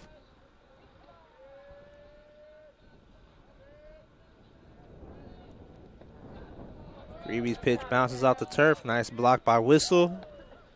Ball 1. And you'll notice one other thing. Greavy doesn't have a really fast move to home plate, and the runner at first base could take an extra step. And if you see that Greavy's that slow to home plate, it seems obvious to me that I would be trying to steal. Yeah. Now, I know you got a guy throwing that earlier, but he took that extra step at first, and they noticed. But they've got to find a way to manufacture some runs. It wasn't there in Game 2, and so far it has not been here in Game 3, and you're getting close now to the point where you want to get Greavy out and try to get to Earlham's bullpen if you can. There he goes. Here he goes. And a nice hit by Priestash right in between the gap of first and second. Kareem will move to third. So now with 1 out, runners are on first and third, and Jordan Wiley stepping up to the plate for Kalamazoo. While that was a nice piece of hitting, first off, he hit behind the runner, the second baseman breaking towards second base. You had a big hole. Even with the first baseman coming off the bag like that, he couldn't get to it. So that was just a great piece of hitting. Yes, and, it was. And you could kind of tell that's what they needed to do. Now Kalamazoo threatening. They had opportunities last game where they were threatening but couldn't capitalize on any of them. And I think they stopped their aggressiveness. Greavy's pitch bounces off the dirt. Nice block by Whistle. It'll be ball 1. I have nothing specific in my mind other than remembering there were guys at first and third. 2 outs in the inning. The guy standing at first base didn't make a move. Yeah. And I really thought they had speed at first base, they would have done something. But it didn't happen, and the guy flies out.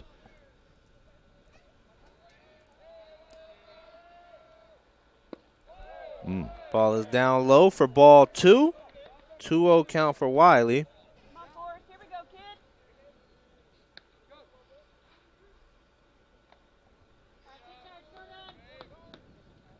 Well, if there's a guy at the plate you want, it's him. Yeah. Although he has struggled today in today's first game and this game. Ouch. Tries to lay down the bunt, but instead of the ball hitting the bat, it hits his hand. And that will go down for a foul ball, so strike 1. Well, he's a guy that can bunt. The only thing that would concern you is the way he kind of jumped out at it. Yeah.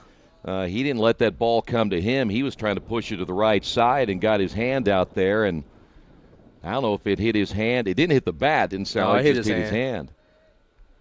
But you do not get a freebie to first base because of that. Nope, because that goes down as a swing. I think if he'd hung back a little bit instead of trying to lunge at it, he probably at least would have had an effort toward the right side. That would have been tough on the catcher making the decision whether to come out. You don't want to leave home plate with a runner at third.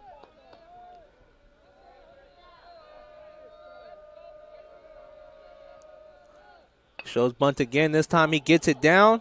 Greavy goes home. Yep. And the umpire calls Kareem out at the plate. Nice heads-up play by Colin Greavy.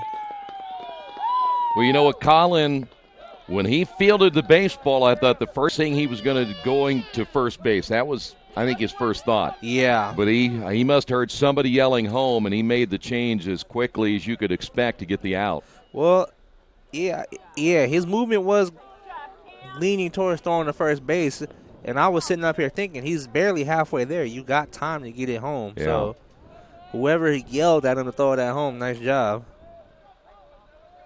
Runners now on first and second. And that's a tough out if you're Kalamazoo. Yeah.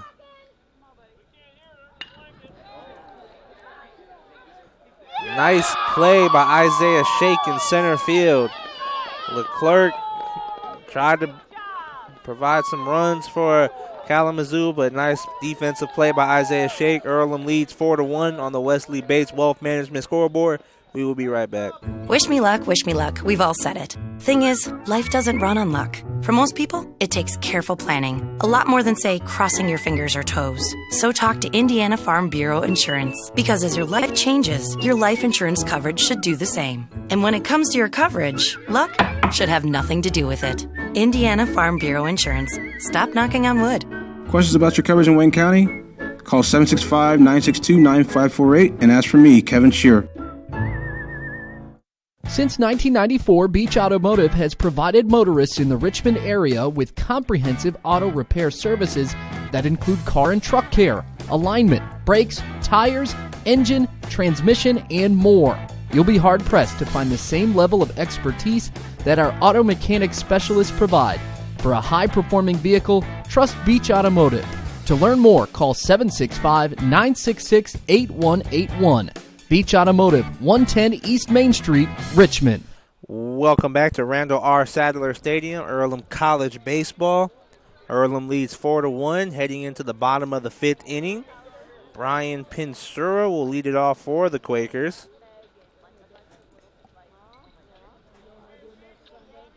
Doug Probson still on the mound for the for Kalamazoo. He came on late in the inning, last inning.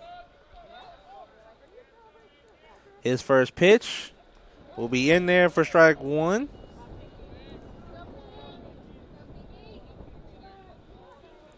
And I think this was the guy you were talking about for him to be like 150 but still has a hard fastball. Yeah, not a big guy, but he does throw hard. You know, the other thing about Kalamazoo that you've got to give them a little bit of a break is it's hard to win with all these freshmen. Yeah. Especially all these freshman throwers. Ouch. I don't think that might have gotten. I don't think it hit him. Yeah, it went behind him. It hurt me just watching. Yeah. But you have, how many guys, and we could go back and look, but how many guys have they brought either at some point mid-relief, end relief, starting, but they're all freshmen. Yeah. And it just isn't an easy thing to do. This isn't like pitching in high school anymore where you can basically throw a lot. It's no different if you went to the professional leagues. You can overpower people in high school. Mm-hmm. Yes, you can. You can't overpower everybody now in college,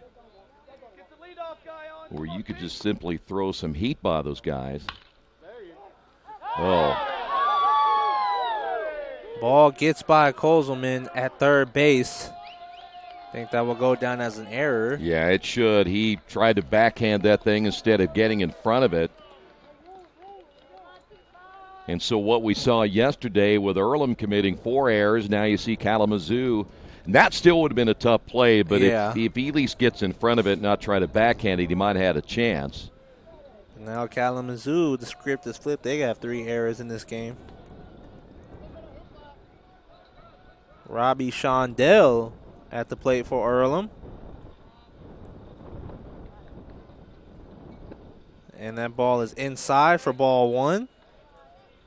You know, when you come from high school to play college baseball, you learn really how to be a pitcher and learn different strategies and how you want to throw the baseball. You learn some different pitches. Guys will help you out that the upperclassmen, maybe a pitch you want to learn how to throw. It'll help your arsenal. Boy, that's close play. And that was a very close play, close to getting picked off.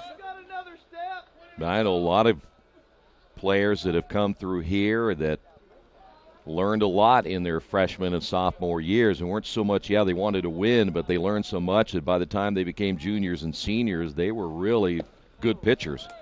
Swing and a miss from Shondell. Evens the count at 1-1.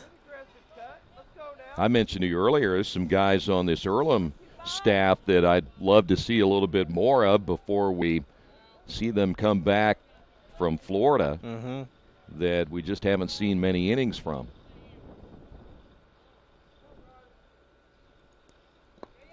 Ball's low on the turf. Pinsura will go. Cutler can't find the ball, so Pinsura will round second, and he will take third. Heads up base running by Pinsura right there. Yeah, the catcher couldn't locate the baseball. There's not a whole lot of area behind home plate to the backstop, but he just couldn't locate it. That's great base running. And I think that's also where you need help from your dugout on yelling at you where the ball's at.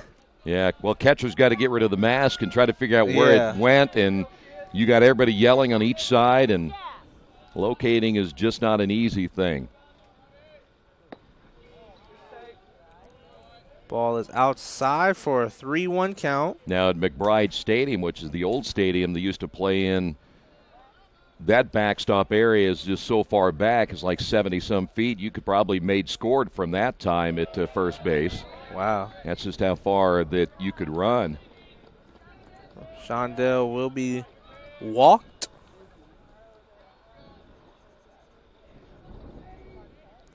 So now with no outs in the inning, runners on first and third. McCabe coming up to the plate. He hit a double in his last at-bat. Ended up scoring later on in the inning.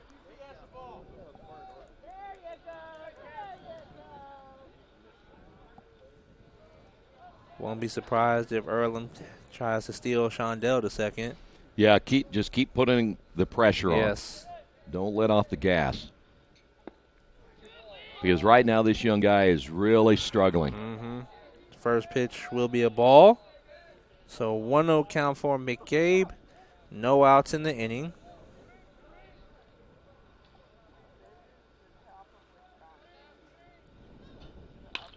There you go. McCabe hits it in between second base and first base. Pinsura will score, and Shondell will hold up at second base. Nice piece of hitting for Cameron McCabe right there. I like guys who hit behind the runners. Yeah. Especially if you got a good jump at first base. Your second baseman is always heading towards second base. Yep. Leaves that big hole. If you got the guy holding on at first, he can't get off in time. Great piece of hitting.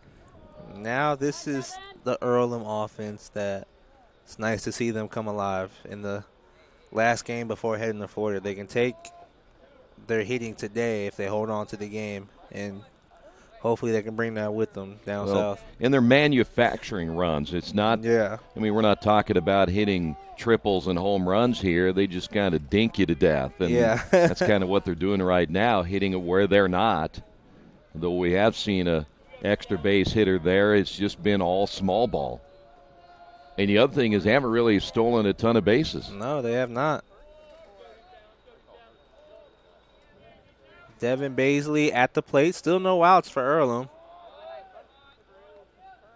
Anticipating. Oh, man, that got him too. That one got him. He's down. He was leaning in to square to bunt, and the pitch just got him right in the face. Oh. Our trainer went down too. We're going to have to get everybody help. Oh, well, he just couldn't get out of the way. I mean, you lean in like that for a pitch, trying to bunt it, knowing that you've got to square around. And that hit him straight in the face. Oh, man. Well, it was nothing vicious from a standpoint. It wasn't like he was trying. I mean, he was trying to come inside with a pitch. He knew that the hitter was squaring to bunt, so he wanted to make sure he was going to try to jam him a little bit more, but that's scary for a hitter for sure. Tell you what we'll do. We'll take a quick time out. Hopefully the young man is going to be okay. We will be back in just a couple of moments. Quakers lead this one 5-1. This is Earlham baseball right here in Radio Troy Digital Sports. Earlham's about getting involved. We have more than 60 student clubs with new ones starting every year. A variety of sports, plays and concerts, parties, trips to nearby cities. Interesting people from all over the world. Earlham College, always engaged. Big Boys Pizza is now open in Richmond, located at 1015 East Main Street, next door to the Civic Theater. The menu has great sandwiches, pasta, salads, and of course, pizza. Come dine in, carry out, or have your food delivered day or night, at home or at the office. Other locations are in Connorsville and Brookville. Bring in a sports ticket after any game and receive 10% off your purchase. Ticket must be dated for the same day as your purchase. Dine in, take out, or delivery, Big Boys Pizza. 765-488-0023. Kate's Cages is the #1 indoor training facility for baseball and softball in Richmond by far. With top flight instructors, you will learn how to play the game the right way. Everything from pitching, hitting, catching, and fielding. Kate's Cages will also have the opportunity to participate in triple play fall ball, the softball academy, individual and team camps, and individual private workouts. Kate's Cages Baseball and Softball Indoor Training Facility, 1366 Rose City Boulevard. Call 993-2353 for more information. At First Bank Richmond, we provide you with an excellent banking experience. Whether it's personal checking, savings, mortgage loans, consumer loans, retail lending, or trust and investments, you can count on First Bank Richmond. First Bank Richmond has been serving the Richmond area since 1887. For more information, give them a call at 962-2581 or go to their website at firstbankrichmond.com. Well, the Quakers have a man down right now. If you're just joining us, Devin Baisley was squaring to bunt and ended up getting hit in the face. Coach Sack, Coach Pennington out there, the trainer is out there, the team doctor out there as well, just to make sure he's going to be okay. That is the first and foremost concern. That is a scary thing to happen. Yeah. I don't care. Hitters have to have a certain amount of bravery to stand in there at many times when a pitcher may not be quite at his best, and the next thing you know, you lean in to try to bunt the baseball and you catch one right in the face. You know, there's always the talk about safety, which is certainly first and foremost for everyone, but why more players don't use that guard now. A lot of major league players do now. They do not take a chance And I'm actually kind of surprised, like in softball no longer in high school allows them not to wear a cage. But in baseball, they have that little connection you can put on if you're a right-handed hitter. You can put it on the left side. You're still able to see and such. But, the other hard part about this for some players is how they come back the next time. Now, I don't know how long he might be out. He's going to be sore for a while, but then you got to get back in there and face that again at some point. It's scary, and especially the first time you step back up in the box, that's going to be on your mind. Yeah. You might be a little hesitant, a little tentative to do some things because you're afraid to get hit back in the face again, and completely understanding. Well, we are not going to speculate much more than what we have seen, other than we know that they were they're now working around the eye area. You can pretty much bet he had a little injury on the nose there as well, so he laid there for a while. It didn't take very long for Coach Sack and Coach Pennington to get out there and make sure he was taken care of right away. The trainer also coming out as well, and again, nothing intentional there. That was just a ball that got away from the pitcher. And a lot of times as a pitcher, when you see a guy square to bunt, your eyes are locked on the guy squaring. And sometimes that ball just rides inside instead of maybe where the location of the pitch that you wanted to throw. But many guys who square to bunt, you want to try to jam them up a little bit so they foul it off. They don't have a tendency to lean out over the plate quite as much, as they will help that young man to the bench, and as you would expect, getting a nice hand from the crowd here. And well, he won't be any better looking after this. That's what they say about all of us. To get hit in the face with a pitch, you won't help his cause. But the battle scars right there. Yeah.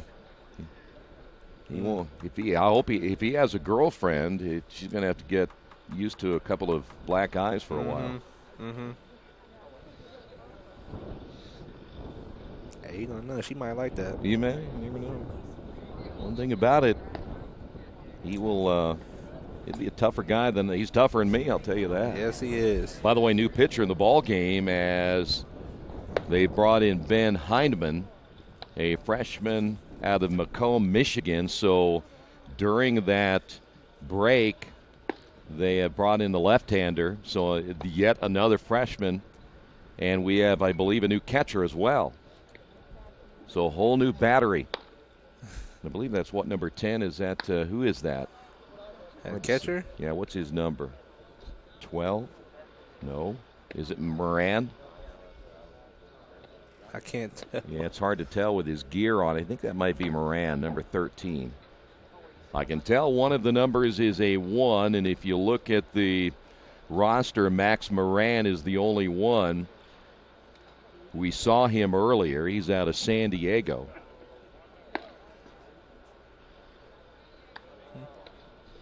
Now the young man, again, Devin Baisley. 18 could be one, too. Could be one. Yeah, Spencer Baldwin. And we'll have to wait and see who they... All right, well, let's see. Because I can't tell. His in one number is completely blocked. Okay, well. The one does he thing look 6'1" or does he look 6'3"? Well, the one thing we do know, we knew who the pitcher is. Yeah. We'll eventually figure out the other guy. And, of course, now they have to do some field work just to make sure whatever blood was on the field, make sure that is taken care of. And there was a lot of it. Yeah. Just hope the man's okay. Yeah, that's the nice part. At least he was able to get up and he was helped off, but at least from that standpoint, he walked off the field, and we will hopefully hear some good news about Baisley. The other nice news for him is that, he'll recover from that. He'll be back, and he's probably been hit before, not maybe in the face, but those guys are tough. They'll come back and play. The other thing is now he gets to go to Florida and enjoy the sunshine a little bit. Boy, you guys in football and basketball, it's a brotherhood that eventually comes through when you're all together working out. And so much time spent together, you certainly want the best for your teammates. Exactly. So I'm going to send it back to you, and if we get some news on Baisley, we will pass it along.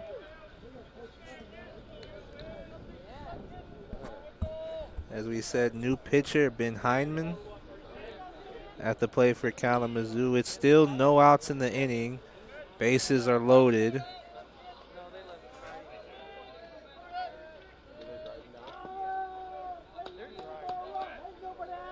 Cameron Whistle at the plate. He fouls it off for strike one. Well, there's still no outs. This could really be a big inning right here. Jackson Mitchell is now running for Baisley.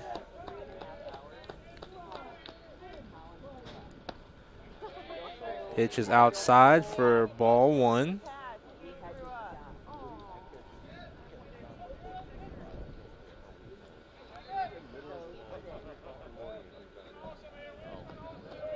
One count. As we said, still no outs. Bases are loaded. One run is already in the inning.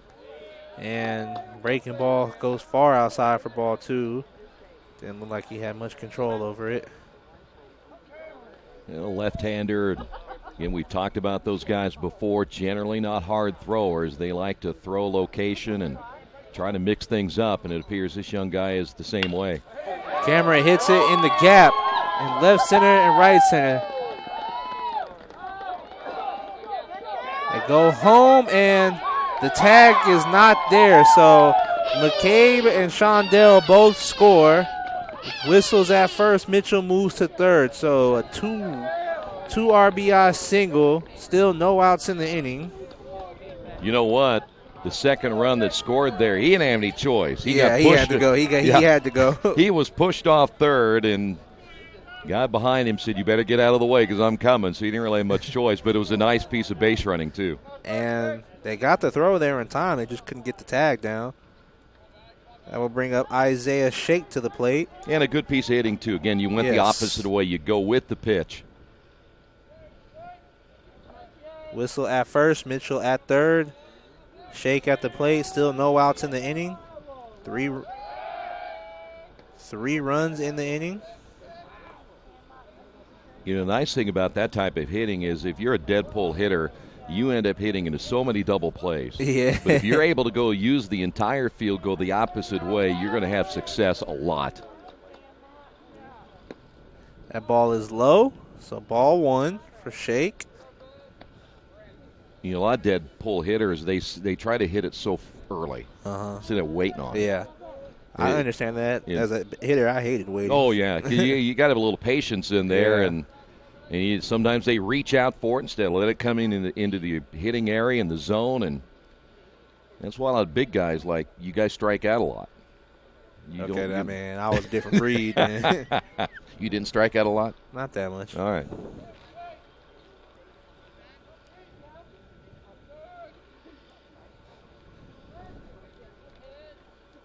Hyman's pitch.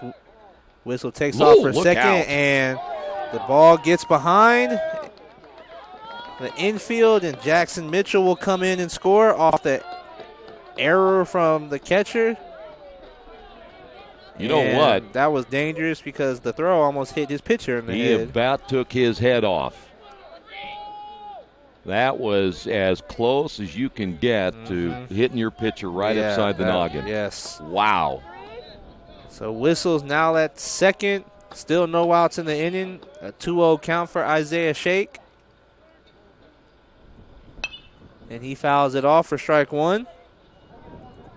Here is the example we talked about earlier, is just stepping on the throat and just keep the gas going. You could turn this into a 8-run inning, possibly. Honestly, yeah. Maybe more. Because there's still not an out. There is not. Isaiah Shake hits one deep. Better go. And it gets over the head of center fielder Price. That's one hopper off the fence. Whistle will score. And Shake will have a stand-up triple. And Earlham has just unloaded. Well, we talked about the ball not carrying, and I thought that ball was hit really well. I did too. He was, maybe 10 feet away from putting it out of here. He hit it right to the 390 mark. It was a one-hopper to the fence. Well, this left-hander didn't have a whole lot in his fastball, and if you don't, guys can unload on you. And especially if you leave it in the wrong spot. Addison Robertson now at the plate. And he will take a strike for his first pitch of the at-bat. 5 runs in the inning for Earlham. Still no outs. And I think this is the offense people were waiting to see. Yeah. Well, they're struggling, speaking of Kalamazoo pitching-wise. There you go. A nice hit from Addison Robertson. He hits it in the right field. That will bring in Cameron Whistle. And Robertson gets an RBI single.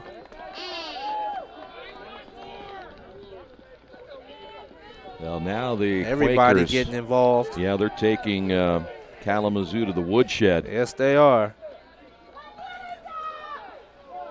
Danny Dopp stepping into the plate. He's trying to get in on the action. We got to be, speaking of Earlham, close to going around in the order, right? 2 batters away. There you go. Well, they may just go right back to the bullpen again. Yep, might as well get all the freshman experience now. They do have another left-hander. They seem to have a surplus of left-handers. I don't think they'll go to him yet. I think he's just going out and just talking to his pitcher because people got to remember these are still freshmen. It's their first ever experience, and it's definitely not going the way they want it to go. So, it's a learning experience for these guys. The other thing is that you mentioned how many pitchers would you use if this thing does get out of hand. You see a lot of teams will use a position player, but it's too early in the season for that. Yeah. Like you said, you can get a lot of work in right now. Yeah. For some of these younger guys or guys that don't have very many innings. And this is even with the score being 10-1 and 6 runs in the inning, it's an opportunity for a freshman to learn how to work himself out of a jam. Yep, sure is. First pitch strike for Dopp. You can sit on his fastball. He didn't have much on it. Yeah, it's not much speed to it. Robertson with the huge lead. Dopp hits a high pop fly. First baseman Leclerc will take it, and he will make the grab for the first out of the inning. That is an indication that wind is blowing a little bit. Yeah, just a little bit. And Danny, by the way, didn't miss that much. When hitters miss it, yeah, they kind of throw their bat in disgust, but he was just under it. Hatfield now at the plate for Earlham. He is 0 for 2 in today's matchup. Ball is low for ball 1. This whole thing does become contagious. One guy gets going, the next guy gets going, and of course on the other side, if you're a Kalamazoo fan, you're just like, wow, this can't get over fast enough. Ball's in there for a strike, so a 1-1 count. And as you said, it is contagious. And also when you got a guy of yours that goes down with the injury, your team rallies behind him. Yeah.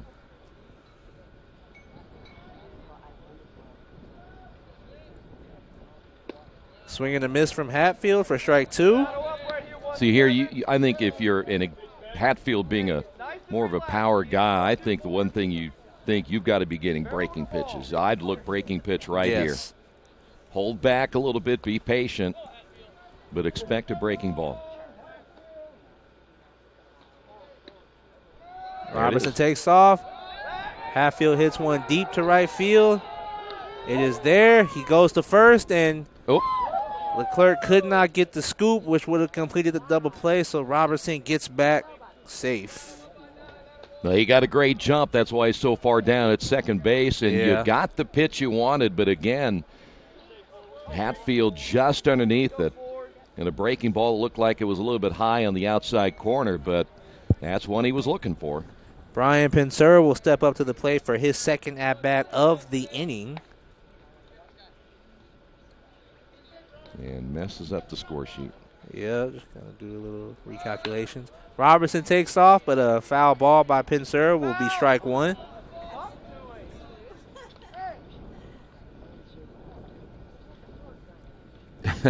Robertson saying something to the shortstop and vice versa. I don't know what that's all about. I'm hoping it's nothing. I think that wasn't a friendly conversation there either. I don't know. I thought it was at first. I thought the shortstop gave him the love tap, but yeah, maybe that wouldn't. Well, the shortstop is kind of perplexed on what was said. You heard somebody downstairs say the shortstop started. I can't confirm that, but the home plate umpire and the field umpire trying to get order restored. Only those two know what was said. Mm-hmm. Try to get Robertson at first. He's back safe. Now it is a 1-1 count. We do know things got a little bit chippy in that first game because there were some words being said. We didn't mention that a whole lot earlier, but one thing I know is if you ask two different people, you'll get two different stories. Exactly. Drama club. That ball's in there for a strike. Wait till we start Earlham after midnight. I won't be a part of that. We got some stories coming out of this press box that will get interest from some people. It's a 1-2 count, 2 outs. Pinsura hits it to right field. And the diving catch, it gets by the right fielder. Addison Robinson will round third. Pinsura round second. Wait a minute. There you go. Robertson walks in to home plate, but he has something to say. And their coach is pissed.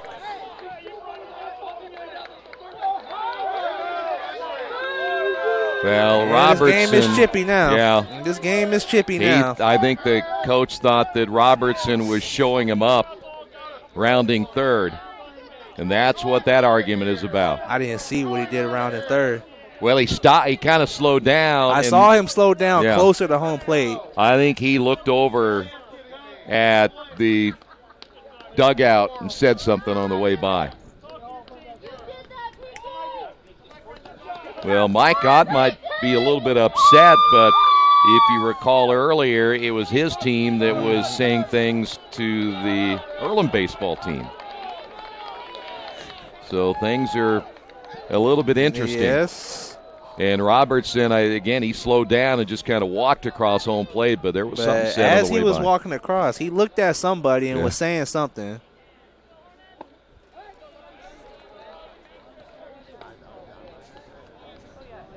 Robbie Shondell at the plate. I don't know why. It's so entertaining seeing trash talking in baseball. Yeah. It really is. Well, in football, when you trash talk, you can hit the other person. Yeah. Basketball, the same thing. Yeah. Baseball, you can't really do that. Well, and they don't fight well. Nah, that's true. Baseball players just kind of run at each other, empty the benches, you chit-chat. Although when you do see a team brawl, it is interesting. And Nolan Ryan probably did the best of all one year. When he took, I think who that guy was, he smacked around when he came out to the mound. But it doesn't happen often. But I think that when this one is all said and done, a little hard feelings. Oh, yeah. Ball's low in the turf for ball 2. But, yeah, I mean, Robertson, he pretty much walked from third to home. And he let Kalamazoo know about every step. Well, I don't know what Coach John is upset about. He goes to the home plate umpire, and what's he going to do about it? I mean, this isn't like he can give a technical foul or, or throw the flag for unsportsmanlike I don't conduct. know. Baseball, you can chirp a little bit more. There has been some chirping going down between these teams. They might not be allowed to handshake after the series. Oh. Shondell goes down looking for the third out of the inning, and the long inning ends with 7 runs by Earlham to lead 11-1. And that will go into the top of the 6th, 11-1 on the Wesley Bates Wealth Management scoreboard, and we'll be right back. Georgia Direct is your one-stop source for floor coverings and decorating ideas for remodeling a home, office, kitchen, or bathroom. Their showroom offers quality products from Mohawk, Shaw, Armstrong, Craft-Made, and many more. They proudly offer Richmond the best quality and variety of home design solutions at competitive prices.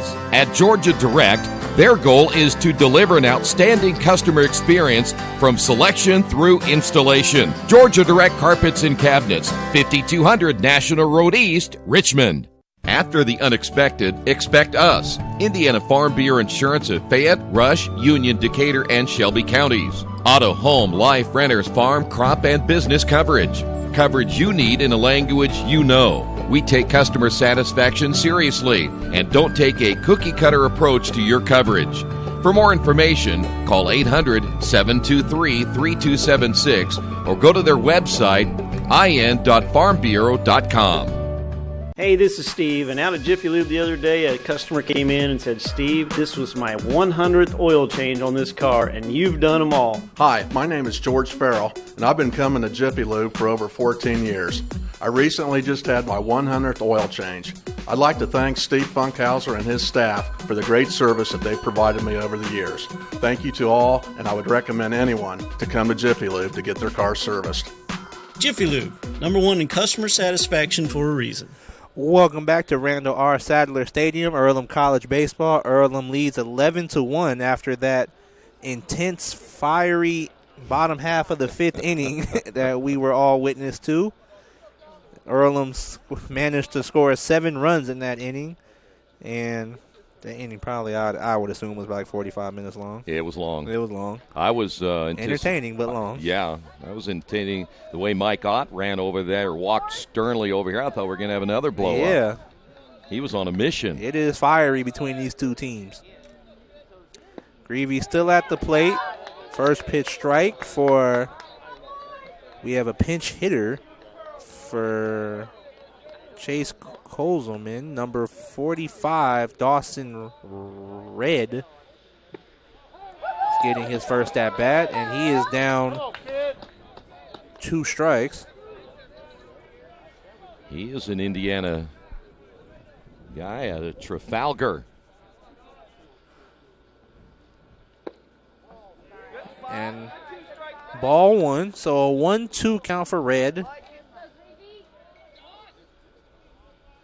Played high school baseball at Indian Creek. Greavy's pitch. It's foul tip. Way to stay alive.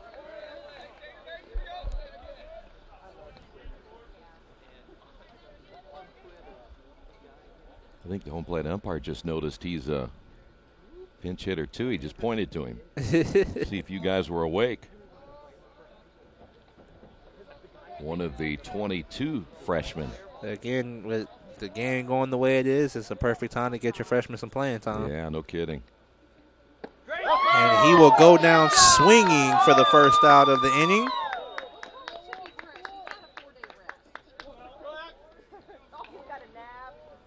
Now coming up will be the designated hitter, number 24, Alex Foltz. Foltz is 0 for 2 in today's matchup. We should mention we saw Baisley leave the dugout, and he went back, I believe, to the training room. I don't know if he's left the ballpark or not, but I know he went behind the press box. Ball be inside for ball 1. I hope he's allowed to still go to Florida. Well, yeah, how would that be? Huh? I don't know. I think for taking that pitch, you had to fly him down there. First class. Hey, Mike. I think he would. I think they'll let him go. I don't know. It depends on how, if he has a concussion, right, and if so, how bad it is. I wouldn't be real happy if I couldn't go. I wouldn't be happy if I couldn't go. I wouldn't be either. As a player, I'd be looking forward to that trip since the start of the semester. Yeah. And it accentuated more when you have such nice weather here that you wanted to stay in. Exactly. Can I enjoy this a little bit longer? Low for ball 3, a 3-1 count for Fultz. 1 out in the inning. How many left-handers do they have? There's another one. They got quite a bit. That one is 54, Max Novick warming up. You know, left-handers aren't normal. That's the problem. Well, they got a lot of them. Yeah. There's something not quite right about most of the left-handers I know. High and inside for ball 4, so Fultz will reach base by way of walk. You know, I know you guys, Earlham has a new president coming in, but your interim president's left-handed. David Stewart, he's left-handed. I honestly couldn't even tell you the name of the new president. I think she's coming in from Rose Holman. You have a pinch runner at first, by the way. Number 48. See, there's Avis. He's left-handed. Look. Right there. Devin Mahanti will step up as a pinch runner for Fultz. Left fielder Ryan Morgan is at the plate for Kalamazoo. 1 out in the inning.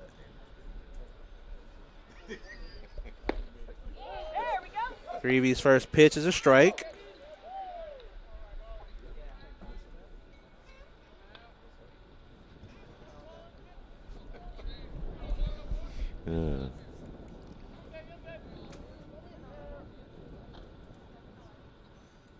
Greavy's pitch in there for strike 2. So a quick 0-2 count for Morgan.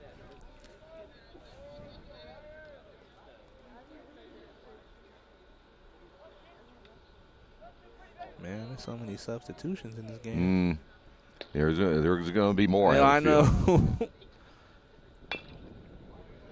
Like, sometimes you forget we're crossing the 2-hour mark at this game, and we're only in the 6th inning. Yeah. By the way, you might as well just chuck that paper one, because by the time they get the rest of them, you won't make any sense out of it. I know, right? But, hey, that's why I'm giving it back to you. All right. Well, you did your job this time. I'm proud of you. You got 7 runs in that inning? I know. This paper is filled. Morgan goes down on the strikeout. Goes down looking for out number 2 and the second strikeout for Greavy in this inning alone. I really believe at this point they'd love to see Greavy finish out this game. Let him go. I don't know what his plans are as far as what coach will have him do in Florida, but it would be a great way for him to go down there with a complete game win. Max Moran hits a grounder to shortstop. Pensura is there, and his throw. Oh, great play. Gets Moran at first. A great scoop by Hatfield. And that will end the inning. Earlham leads by 10, 11-1 on the Wesley Bates Wealth Management scoreboard, and we'll be right back. Our community. It's where we live. It's where we work. It's where we play. At West End Bank, we're not just in the community, we're a part of the community. And that's why we support over 100 programs for local nonprofits and schools, including our financial literacy program that positively impacts countless students throughout the area. You bank locally, so we give back locally to watch people grow with endless possibilities. Hello, my name is Kyle Schwarzkopf. I'm the manager of Kyle's National Road Auto in business in Richmond since 1979. We employ ASE certified technicians and we have over 80 years of experience. We work on all domestics and most European and Japanese cars. Give us a call at 966-1555. Kyle's National Road Auto Service. My name is Kyle Schwarzkopf and I approve this message. Welcome back to Randall R. Sadler Stadium, Earlham College Baseball. We have multiple substitutions for Kalamazoo. First, starting off with the new pitcher. Number 54, Max Novick, will step up to the mound. Another freshman, I believe, getting his first taste of collegiate action. And you got Ben Johansky, a sophomore, who will take over at first base.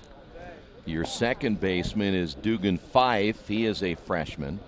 A new shortstop. That is number 6, which is Ben Chosid. He is a freshman. Third baseman, number 45. That is Dawson Reed. Is it Reed or Red? Might be Reed. Whatever it is, he's out of Trafalgar. Number 4 in left field, that is Ryan Morgan. Here, you say Reed, I'll say Red. One of us is wrong. We'll get something right eventually. Yeah. 23 in center, that is Blake Bean. And make sure Morgan's right still field. in left field. Alex Crack still in right field. And we have a new hitter for Earlham. Number 29, James Grace, will step up for the left fielder, Cameron McCabe. So I'm assuming you don't want the paper. You got that. I'll deal with technology right now. All right. Well, it's a lot less messier. Do you run out of room on that paper? Yeah, eventually. With all these substitutions? You just give up. Yeah, pretty much. It's Sunday. James Grace. First pitch is a strike. Guess I better get rid of some of this stuff, huh? Still messing around with all the changes. I know there's so many of them. Foul ball, so 2 strikes. I'm sure that somebody will let me know that I didn't get rid of the scoreboard on time. Yeah, somebody. I don't read those comments anyway. Me either. Mm-hmm. And James Gray swinging a miss for strikeout number 1. So 1 out in the inning. Novick gets his first collegiate strikeout. Coming up for Earlham will be the freshman, number 42, Jackson Mitchell. By the way, another left-handed pitcher. I asked Abe a second ago. He said there's not very many of them around, but they must all be in Kalamazoo, Michigan. Well, look in the bullpen. It's another one. Wow. They have a lot of lefties. Let's take a look. I have nothing else to do. Yeah, nope. Mitchell's first pitch was a strike, so 0-1 count. That ball is low, so count is even at 1-1.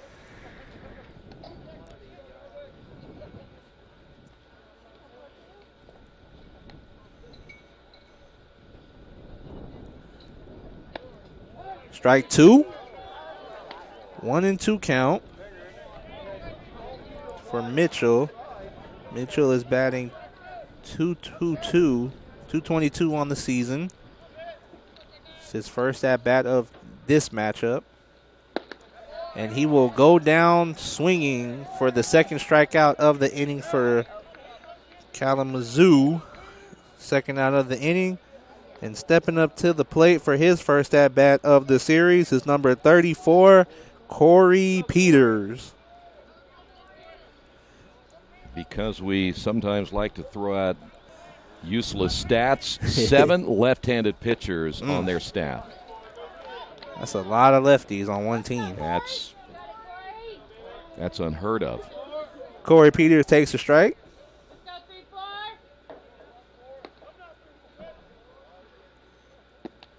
Second pitch is a ball to even the count at 1-1. One thing for sure, if you're ever facing a team that has a lot of left-handed hitters, you can match them all up. That is true.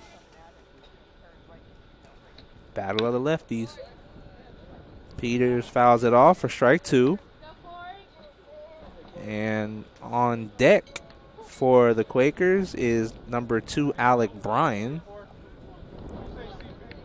And I think both teams are just unloading the bench right now. Yeah. Peters hits it into left field, and nice catch. A really nice diving catch by Ryan Morgan.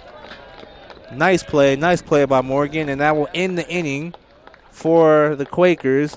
So heading into the top of the 7th, Earlham leads 11-1 on the Wesley Bates Wealth Management scoreboard, and we'll be right back. Hi, this is Steve Funkhauser, and I was talking to someone the other day about how friendly and professional the crew at Jiffy Lube is, and they said, "You are always so upbeat. I'm going to call you Mr. Positive." And so now I am Mr. Positive. And I want you to know how proud I am of you and that you are doing a great job today. And hey, do something nice for somebody. Make somebody smile. Smiles are contagious, you know. I want you to have a great day and the horse you rode in on. Jiffy Lube. Fast, friendly, professional.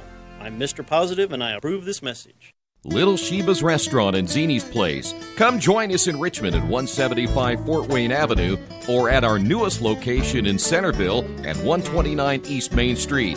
Grab one of our gourmet pizzas, a deluxe sandwich, steak or fresh salad, and an ice cold beer or your favorite wine. Featuring live music every Tuesday, Friday, and Saturday, plus more in our smoke-free environment. 10% discount with a valid student ID. It's better than being home.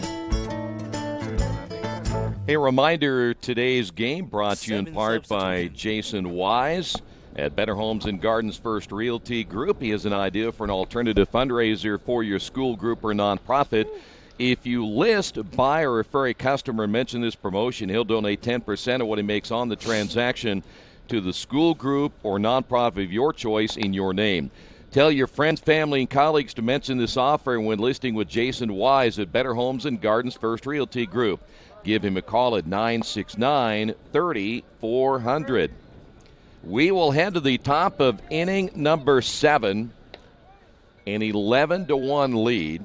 And both teams with complete substitution changes. So Grace in left field, Drews in right.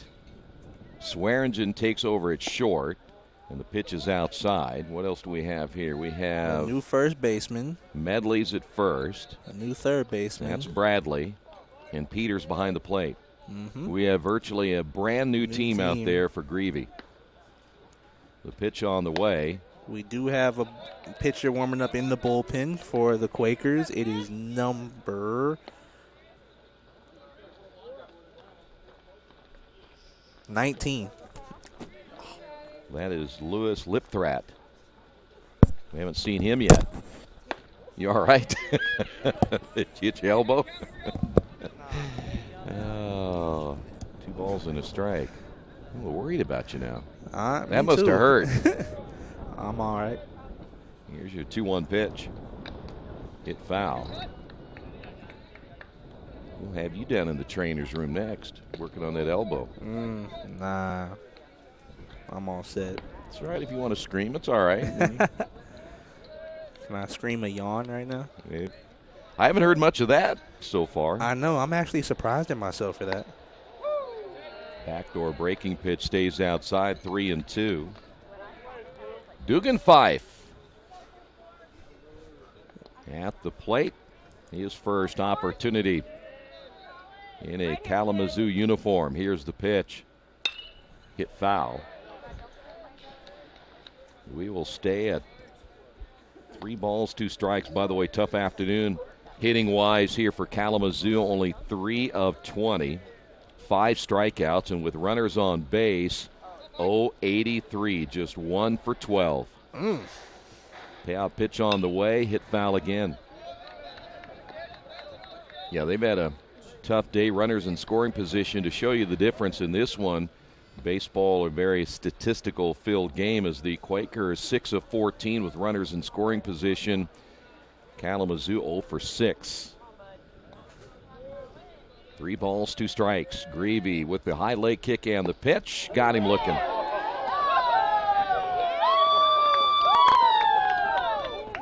So 1 away as we play here in the top of inning number 7.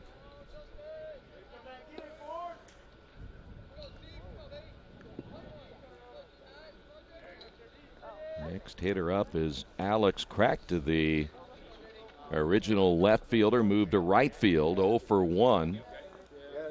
Does have a run scored.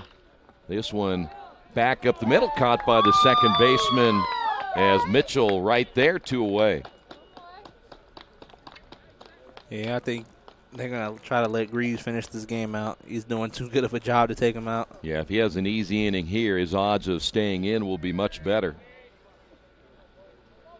Kalamazoo kind of feel like they want to get back on the bus and get going. Wouldn't you? I think that it might be a good idea here relatively soon as that pitch is outside. I only say that because their energy level, it just wasn't the like same. It was. Yeah, yesterday they were full of it, full of energy. After every play that they made, crowd and their dugout was cheering. Total opposite reaction today. Blake Bean at the plate, 0 for 8, 4 strikeouts to start his season. 2 balls and no strikes.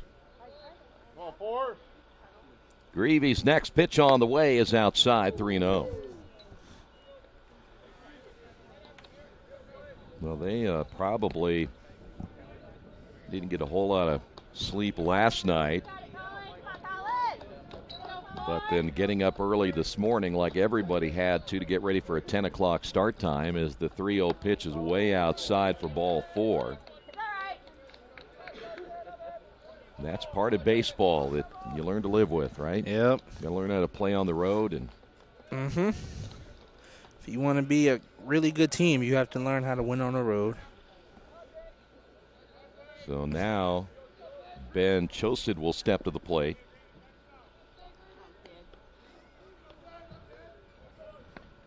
Chosid out of Ann Arbor, Michigan, where the great Wolverines play. 1 ball, no strikes.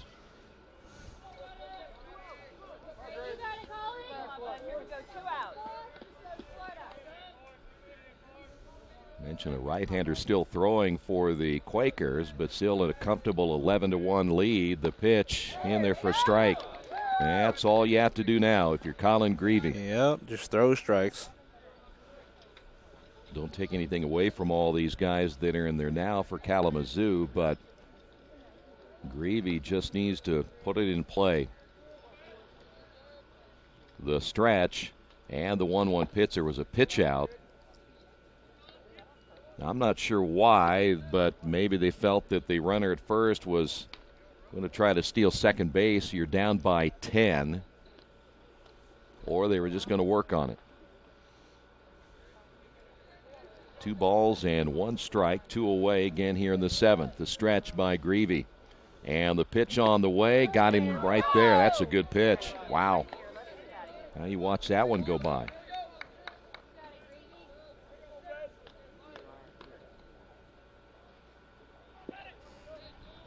Two balls and 2 strikes.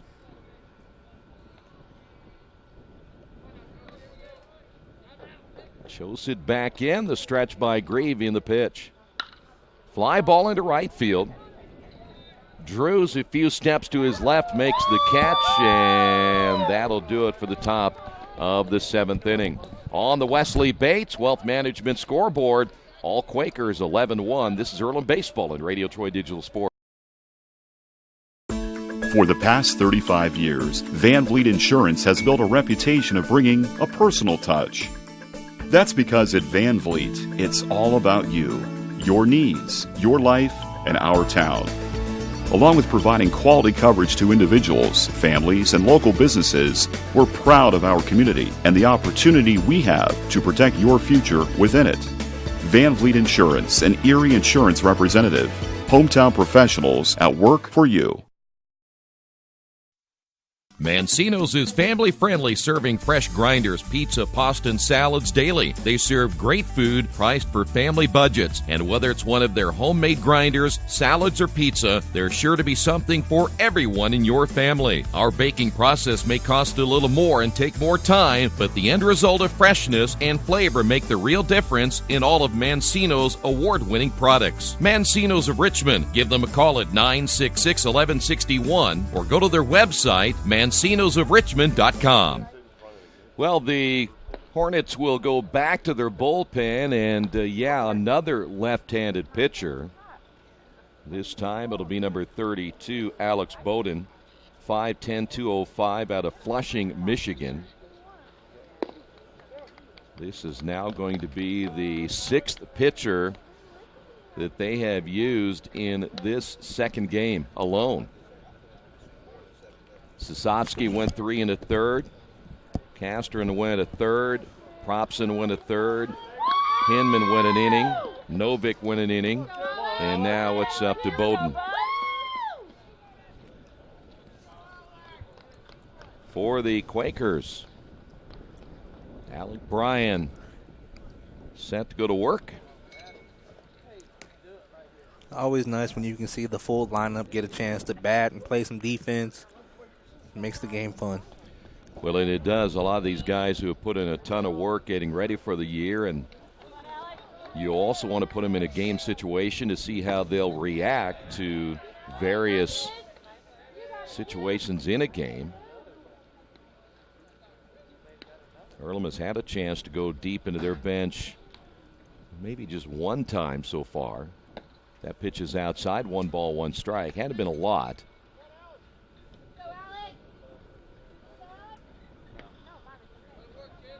Alec 1 for 2, just 2 plate appearances so far. Here's the pitch. Low and inside, 2-1. That 7-run 5th inning. Of course, Quakers got off to a good start with 3 runs in the bottom of the first, kind of set the tone, and Colin Greavy doing his job. Inside corner for a strike. Nice pitch right there. You have the Quakers for 9 hits. Here's the break-even pitch on the way. Got him swinging. So 1 away. Young man right here getting a chance to hit for the first time as Corey Arnold, junior out of Hamilton, Ohio, 6'1", 240.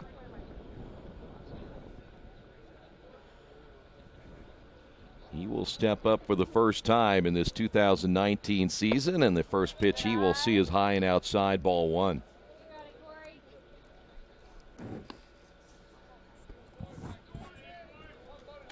Well, one thing for sure, though, the hitters now coming up haven't been at the plate very much. If you were one of the starters still in the ball game, lefty, lefty, lefty, lefty, lefty. You don't have to worry about adjusting to a right-handed pitcher. They've all been left-handed. 2 balls, no strikes. I don't think I've ever seen a team with those 7 on one roster and all basically freshmen. There's a strike. Now, Earlham again will hit the road after this contest. Kenyon Tuesday. Immaculata coming up on Wednesday. Pitch is inside. They'll play Washington, Maryland on Thursday, and then North Park on Friday. And then they'll head back here, and as we mentioned, we won't see them again until the 20th against Olivet. Ground ball to the right side. Fife will scoop and throw, and there's 2 away.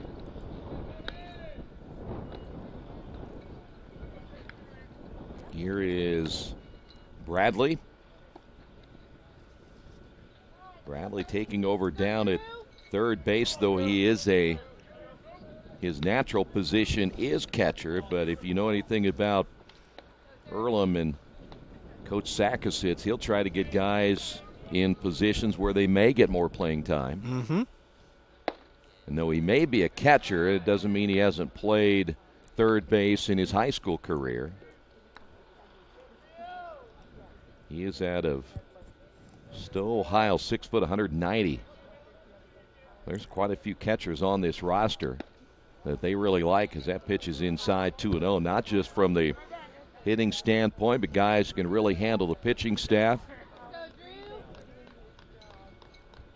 And again, Earlham's been blessed with some really good catchers over the years. That pitch is outside, 3-0.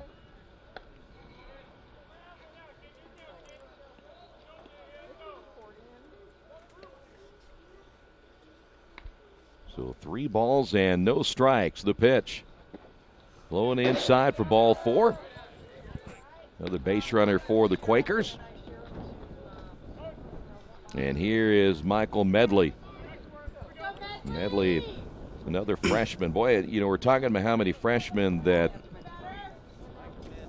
Kalamazoo has. We talked about how many freshmen Earlham has. They got a lot themselves.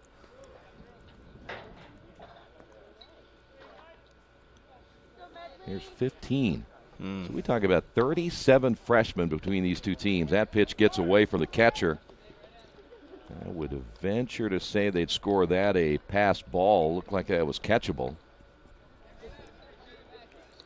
It's a lot of freshmen. That is a ton of freshmen. A lot of them are getting action today. that is a big freshman class for Earlham. You consider 15, but they only have 2 seniors. You know what? Another lefty warming up in the bullpen. No, that's impossible. Yeah. He must have went and found somebody else. Can't be anybody left. That pitch inside, 2-0. I guarantee I've never seen that many freshmen on one team. Nope. Not freshman pitchers. Position players maybe, but 2 balls and no strikes. The pitch on the way, high and outside, 3-0. And that may be a case where they're just going to get another guy to throw.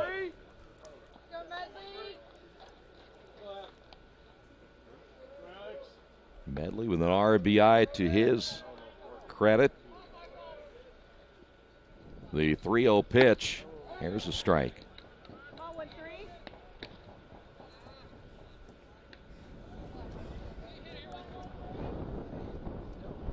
The wind is back.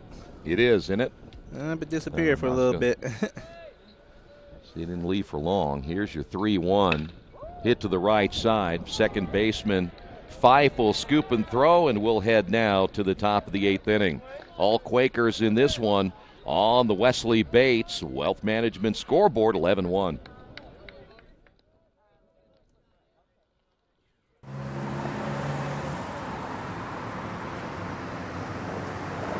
I got this.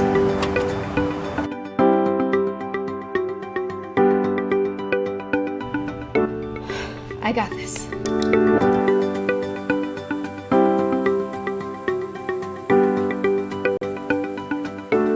I got this.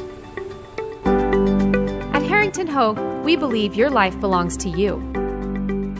That's why we work hard to make sure that your insurance coverage is the last thing you have to worry about. So when it comes to keeping you protected, We got this.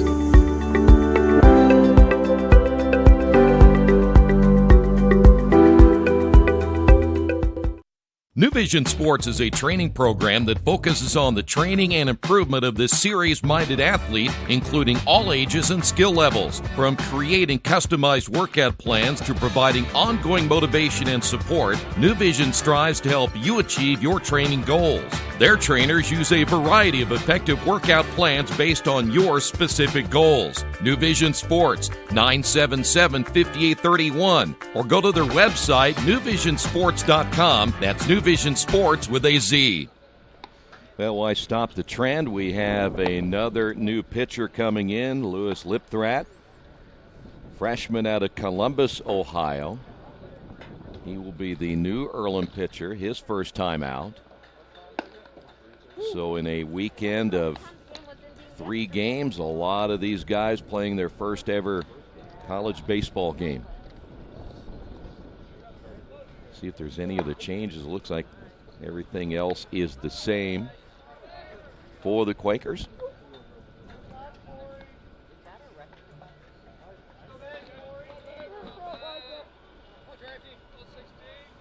Ben Johanski will lead things off, left-handed hitter. Johanski out of St. Joseph, Michigan. Lipthrat will work from the stretch and his pitch in there for a strike. And one thing you notice as well is that even with a whole new lineup in the field, Coach Sakosit still talking to his team as if it's a close game and his starter's still out there. Still won't take a seat on that bench. That one hit to the opposite field, and diving to make the catch is Swearingen. Wow. And I'm not sure how he even got to that. I don't think he knows. I don't know. SC top 10. Wow. The crowd enjoys it. Boy, you got to remember, too, he covered a little bit of ground just to get to the ball to dive for it. Yeah. That's big. Hell of a play. Hell of a play. Dawson Reed will step to the plate. I think that kind of just sums up the game. Yeah. Yeah, that if you're Kalamazoo, you can't buy a hit now. That was the defensive play of the season so far. So far, yeah. Pitch on the way, right at the head of Reed. 1 ball, no strikes. I thought for sure that was going to be a base hit.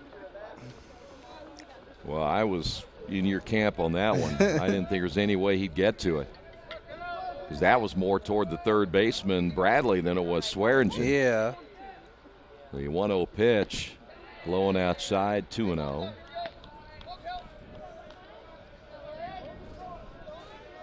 We talked about the Quakers leaving tonight, and I know they're going to have a overnight bus trip, but it's a long day for these guys. And you played yesterday, that pitch outside 3-0. I'd be the first one to find that very back seat to crumple up in and get some sleep.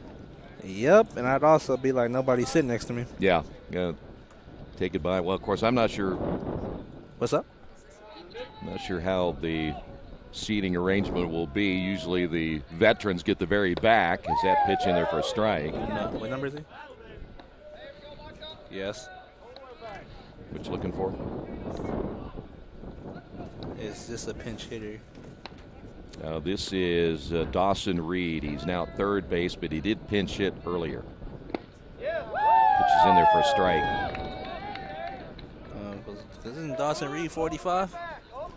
Yeah, is this a different guy? It's 38. 38, so it is a different guy. So 38 is Nick Kelly out of Centerville, Michigan.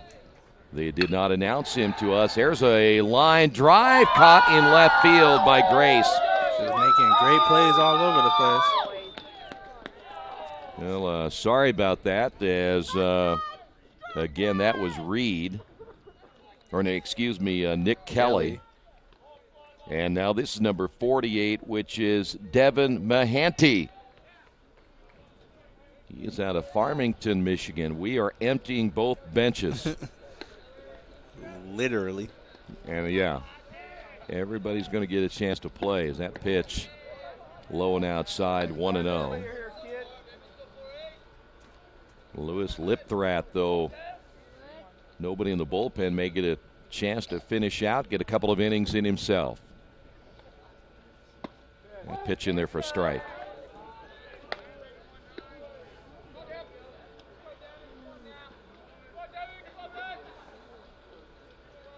Mahanti, his first chance to hit in this three-game series that it appears at this point will go to the Quakers as that breaking ball is outside. 2 balls and a strike.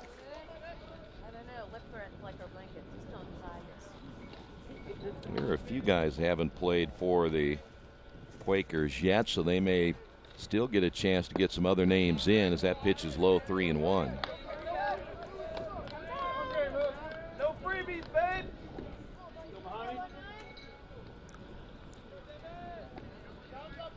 Well, by the time that they get on that chart and head south, they may have to turn on the AC. Maybe. There's a strike. You'll start with heat, get down south. Watch it. They'll come back and say it was too hot down there. Yeah. Oh, they'll be out laying by the pool. Yeah, by the ocean. Yeah, the ocean right there. Please. Here's your payoff pitch. That's hit foul at the plate. You know, I'd be done with that game on, well, they'll get there. They may get a chance to go Monday. Maybe. Depending on how, if they get a workout or whatever. But wherever they're staying, what are they, a few blocks maybe from the ocean? Something like that. Yeah, it's not much. You could walk there easily in Fort Pierce. 3 balls and 2 strikes. Some of these guys have maybe never seen the ocean. Yeah, that's true. That pitch is low. So a 2-out walk.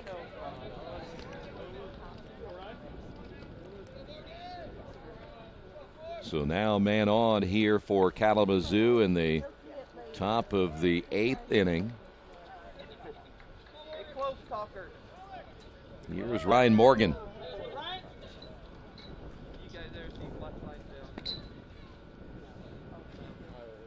Lipthrath will come set, and here's the pitch. Chopper left side, could be trouble, charging the third baseman. Bradley throw to first, and what a stretch at first base by Medley. You know what? I'd give that to him just because he stretched out, whether he was safe or not. We will head to the bottom half of the 8th inning. Great defensive play once again. Now, of course, we're going to get an argument here from Mike Ott, but it won't matter. Everybody's already gone back to their respective dugouts. We'll come back as we head to the bottom of the 8th right here in Radio Troy Digital Sports. As an internet service provider, Parallax Systems offers reliable residential high-speed internet service and business service. With a fiber backbone reaching over 150 miles, we have created a multifaceted delivery system. Our dark fiber leasing has proved beneficial to public and private sectors alike. Parallax serves Wayne County and surrounding areas. Parallax Systems, when speed matters, a division of Richmond Power and Light. Well, we have a change, by the way. The home plate umpire ruled that the first baseman was off the base, so he is safe at first. We are not in the bottom of the 8th inning. So we got to put everything back again where it was. You know, I don't usually say too much, but it's 11-1. You honestly believe, other than that young man's stat of getting an infield hit, it's going to matter a whole lot? And I thought it was a great play. I did too. And we saw one earlier where it benefited Kalamazoo, where it was a play at first base. So it is rare that you will ever see a team, both teams in, and then all of a sudden we bring them back out. And then the pitcher gets some warm-up pitches. That's tough. Here is Max Moran. So somewhere, I guess you can make the change. That's not Moran. It's number 18. So this is Spencer Baldwin. Ground ball to the second baseman. Guess what? We just delayed all of that for the ground ball. All right, now we will move to the bottom half of the 8th inning. We're trying to get this whole thing worked out, and eventually we will. On the Wesley Bates Wealth Management scoreboard, Quakers on top of this one, 11-1. At the Reed Orthopedic Center, our physicians and support team devote themselves to helping you return to a healthy and active lifestyle. Our expertise includes shoulder, elbow, foot, ankle, hand, wrist, hip, and knee injuries, as well as pain management and rehabilitation, and school athletic training programs and sports medicine. We are committed to providing you with the best possible orthopedic treatment that we can. To request an appointment at the Reed Orthopedic Center, call 765-935-8905. For over 30 years, Reynolds Plumbing has been keeping the Richmond-Wayne County area running. Whether on commercial properties, restaurants, or residential, they've done quality plumbing, heating, and air work for thousands of customers. In a small town, a company like theirs cannot stay in business for as long as they have without being very good at what they do. It's not just about quality work, it's about customer service. If that's the kind of experience you want on your next plumbing or HVAC job, then Reynolds Plumbing has you covered. Call Reynolds Plumbing today at 966-0994. By the way, another left-hander in the ball game for Kalamazoo as we head to the bottom of the 8th. Yeah, it was about as strange of sequence as we have seen in a long time, where great play at first, you thought you got the out, everybody goes back in. The protest apparently had to have been made to the home plate umpire, so they asked the field umpire to ask him. He said it was safe, so everybody comes, we get a ground ball out where it was a waste of your minutes you'll never get back. Literally. And that's why I said if you're going to do that, at least take a pitch or something. So another pitcher in. This is Adam Dorstowitz. Yes, he is a left-hander. That's all that they must have recruited. Where do you find all these left-handers in Michigan? I don't know. It's a new catcher, too. Number 26, I believe. That is Paul Pavlicek. He's out of Oakland Township, Michigan. He's a freshman, but he's a right-handed catcher. So we have a new third baseman, too. That looks like Novetsky, though. So maybe Novetsky down at third. Wonder what the record of how many players used in a game would be. We are going to get close to that. Zach Swearingen will lead things off here again in the bottom of the 8th inning. Swearingen only 5 at-bats this year, still looking for that first base hit. He'll take that pitch in there for a strike.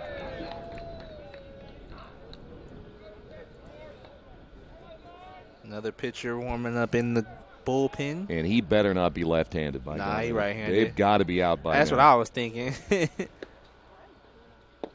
Unless low they have inside. a few ambidextrous. Well, they've got a couple of guys listed as position players / pitchers that are left-handed, so there's more if they had to use them. Here's the 1-1 pitch, hit foul.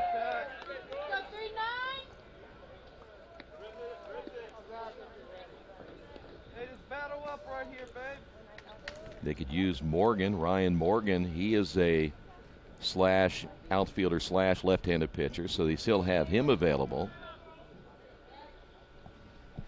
Pitch low and inside. 2 balls, 2 strikes.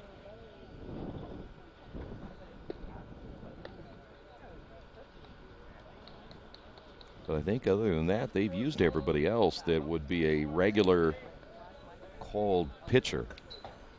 I don't know. They might throw somebody in there just to see if he can pitch. Here's the 2-2 pitch on the way. Popped up to the right side. Foul territory and out of play. So right now, you have Johansky down at first. Dorstowitz is pitching. Fife at second. Chosid is at short. Novetsky's at third. Morgan in left. Bean in center. Cracked is in right field. That hit foul again. We'll stay at 2-2.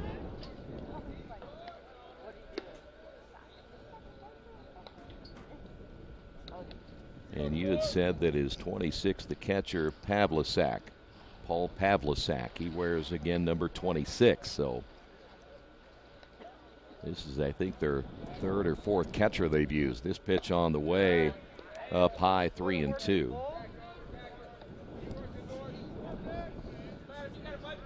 Dorstowitz listed at 6 foot, 180 pounds.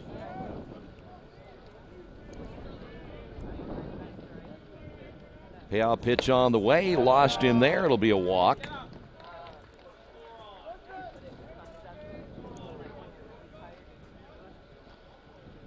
The good news for you and I, we don't have to score this.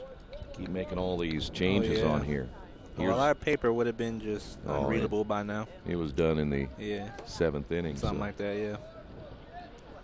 Here is Drews. We'll make sure this Drews now. Yeah, number 14. Yep, pitch in there for a strike. Connor Drews out of Noblesville, played at Brebeuf High School.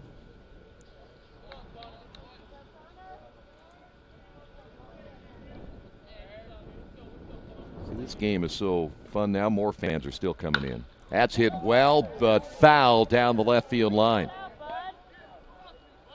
I was like, we're playing. Okay, my man. See, look, they're still coming in.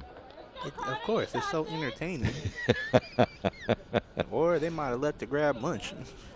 Yeah, that's. Knew this game would still be playing when they came back. Yeah, that's what they do at a lot of ballparks. They wait till a certain time and then you come in and get in for free. People leave and. If this place started charging, it must be some secret or something. Here's the pitch. Hit back up the middle. Caught by the pitcher. Throw to first. Double play. Nice play. Nice play. Dorstowitz able to grab that one off the line drive, so 2 quick outs. James Grace. Now, whatever you do, don't tell me you're going out to check to make sure he's okay. Or are they just going to make a replacement? Yep, they're going to replace him. So Dorstowitz is out. They will have a new pitcher stepping in. And for the first time in a long time, we will have a right-handed pitcher coming in now for Kalamazoo. We'll come back, tell you about the new pitcher in just a moment. Summit Computer Systems is a full-service computer manufacturing and support company founded in 1997. They partner with businesses and individuals to provide computer systems, hardware service, support, design services, high-speed wireless internet, network design, and more. Summit Computers, 1427 Chester Boulevard in Richmond. Give them a call at 939-2120. For over a century, Richmond Power & Light has been providing safe, reliable energy to the citizens and businesses of Richmond and the surrounding area. Through their dedicated and talented employees, they are advancing their tradition of exceptional service through new technology, training, and efficiency in everything they do. Richmond Power & Light provides reliable, low-cost energy and technology services in a customer-focused, environmentally responsible, safety-conscious manner. Richmond Power & Light. Together we make powerful partners. Well, this time a right-hander, which is way off the mark here. As Cade Thune, 6'4", 190-pounder. The one thing that is a common denominator, he is a freshman out of South Lyon, Michigan. They got some guys with some size, 6'4", 6'6". Most of those guys are their pitchers, and so they want to get a little work here for another freshman as Thune now checking in. And it's been a while, I think, since we've seen 2, 4, 6, 8 pitchers used by one team. But that is what Kalamazoo has done today. James Grace now steps in with 2 away after the double play. Here's the pitch, and it's outside for a ball. I would say in the 9th inning we could tell you who is coming up for Kalamazoo, but I have no idea. Exactly. Here's the stretch. And the 1-0 pitch way outside. That wasn't even in the same zip code on that pitch. That was way out.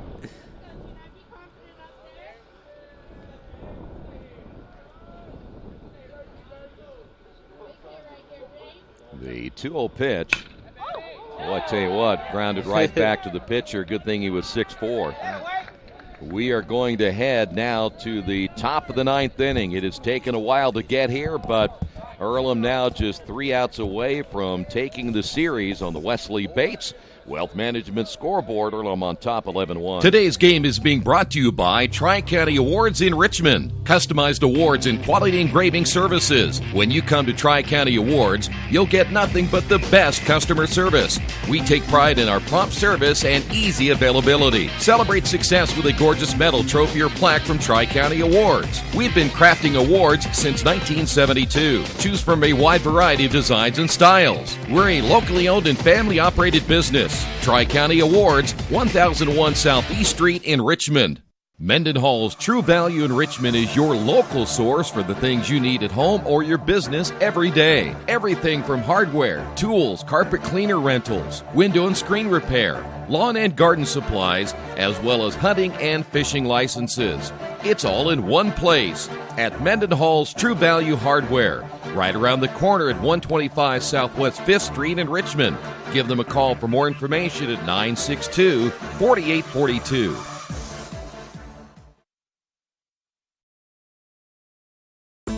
For the past 35 years, Van Vliet Insurance has built a reputation of bringing a personal touch. That's because at Van Vliet, it's all about you, your needs, your life, and our town.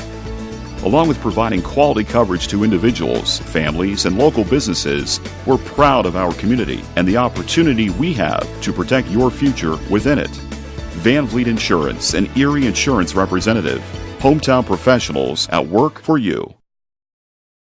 Will go back to their bullpen as well as Nick Carrizales will step in. He's out of Greenwood, Indiana, played his high school baseball at Whiteland, and Nick has lost his hat twice.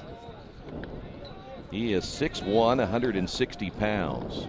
I've been 160 since 8th grade. But he is another freshman.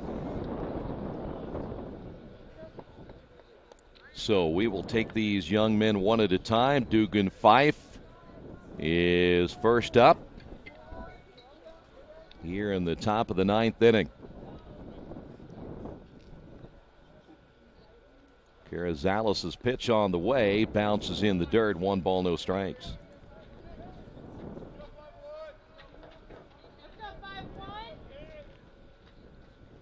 He let it all hang out, didn't tuck in his jersey. Look at Nope. that. He got the high socks. Pitch is high, 2-0. I mean, do you think he came into today's matchup thinking he was going to get some time? Probably not. He was kind of kicked back, enjoying the warm dugout. And next thing you know, his name is called, and got to get ready. 3-0. Well, he just needs to throw some strikes. You don't need to extend the inning by walking people. Just do what you do best and just hit the zone and let your defense do the rest. Here's your 3-0 pitch. Boy, Wow. I tell you what, swinging at 3-0. How about that? There's one away. Why not? Might as well. You're down by 10. Exactly, yeah, might as well. Of course, that might not be a habit you want to get used to if you're in a No. closer game, but this will bring up now Brendan Gosselin. I guess he figured he doesn't see, or so far he hasn't seen that much action. So if I get a good pitch I like, I'm gonna rip at it. Well, better than standing up there taking a walk, I say. Yeah. Crowd has been taken out of this game. I don't know how many are left, but they're ready to go home. Are left. Yeah, they're it's been a brutal afternoon again. In fact, a brutal day. But they get to go to Florida, so. You know, I'm more upset at the weather, man, than anything. They kept telling me how we've got this warm weather coming, but it must be sometime next week. They said 70 one of these days. I don't believe them, but. Oh, it says Thursday is the highest of 70. Yeah, right. I know, right? There you go. 1 ball and 1 strike as Nick loses his hat. He either has a lot of hair or too big of a hat.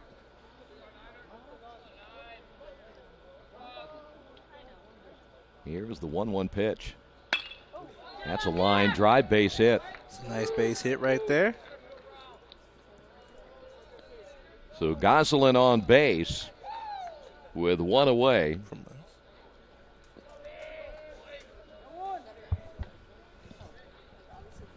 I can imagine what this score sheet would look like. Look at all the players used on each side. We have the stats that you can look through all this. That's a lot of players. A lot of players. Wow. I'm just glad they gave us the digital side we can look at it because I'd be so messed up now. Yeah.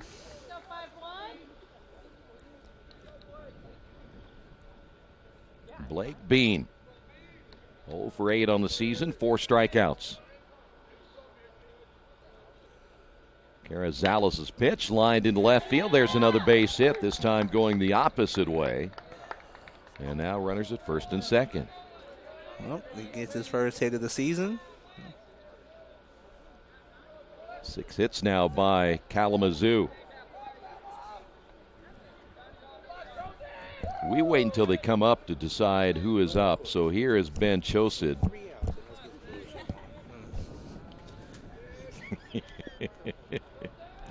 You know that you want this game to end. It's going to go a while. Yeah. It's a curse. Yep, it just happens that way.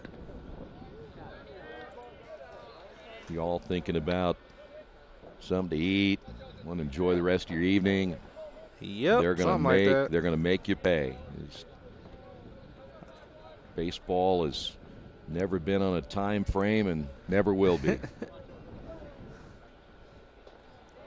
I will be curious one of these days if they will eventually put in a pitch clock. I am too, because I'm curious how that's going to work. I think they will. I think it'll be something because it's being used in the minor leagues and they're thinking about it in the major leagues that you're going to want your colleges to be able to adapt. I just don't think it'll be that far off. I'm just going to be curious who the players yell at when they disagree with the call. Yeah. I was down in Austin, Texas recently, down at Rock River watching one of their AAA games, and they had no issue with the clock. That pitch is low for ball 2. It's off to the side, both sides. Everybody can see it clearly. That thing never ran down the whole time I was there. They got the ball within the 20 whatever seconds it was and threw it, and we just kept playing. They do the lasers too? No, not yet. Okay. That's coming, though. Still think they'd have to have somebody behind the plate. Even though they could digitally call the balls and strikes, but he'd still have to be there. Ground ball foul. I doubt that the laser could tell when the guy's stepping in and out or wanted to call time, so I don't think it's going to take the entire human element out of it. It's coming close. It is. I think some part of that kind of takes away from the game.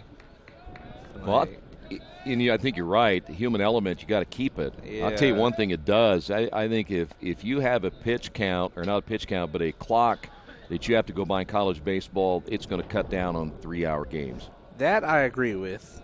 But I think having lasers calling balls or strikes, like I see what they're trying to do, but taking the human element out of baseball. Well, haven't they? They've kind of taken it out of a lot of sports. You got all these instant replays to challenge everything, and you used to be able to argue about stuff. Now you got to, go back and look at it several times. But then again, you look at just this recent postseason between the Rams and the Saints. Yeah, that's why they want to take sometimes human element out of it. Well, there's bases loaded. So now, one away for Kalamazoo, still alive in this one. They will bring a left-handed hitter to the plate. This is Ben Johanski, who got a chance to get one at bat already. 0 for 1. And now there is a little stirring going on in the Earlham bullpen. No throwing yet, but there is a right-hander up. And this young man right here struggling a little bit. Carrizales giving up 2 base hits, a walk in just a third of an inning. Johanski looking for his first hit.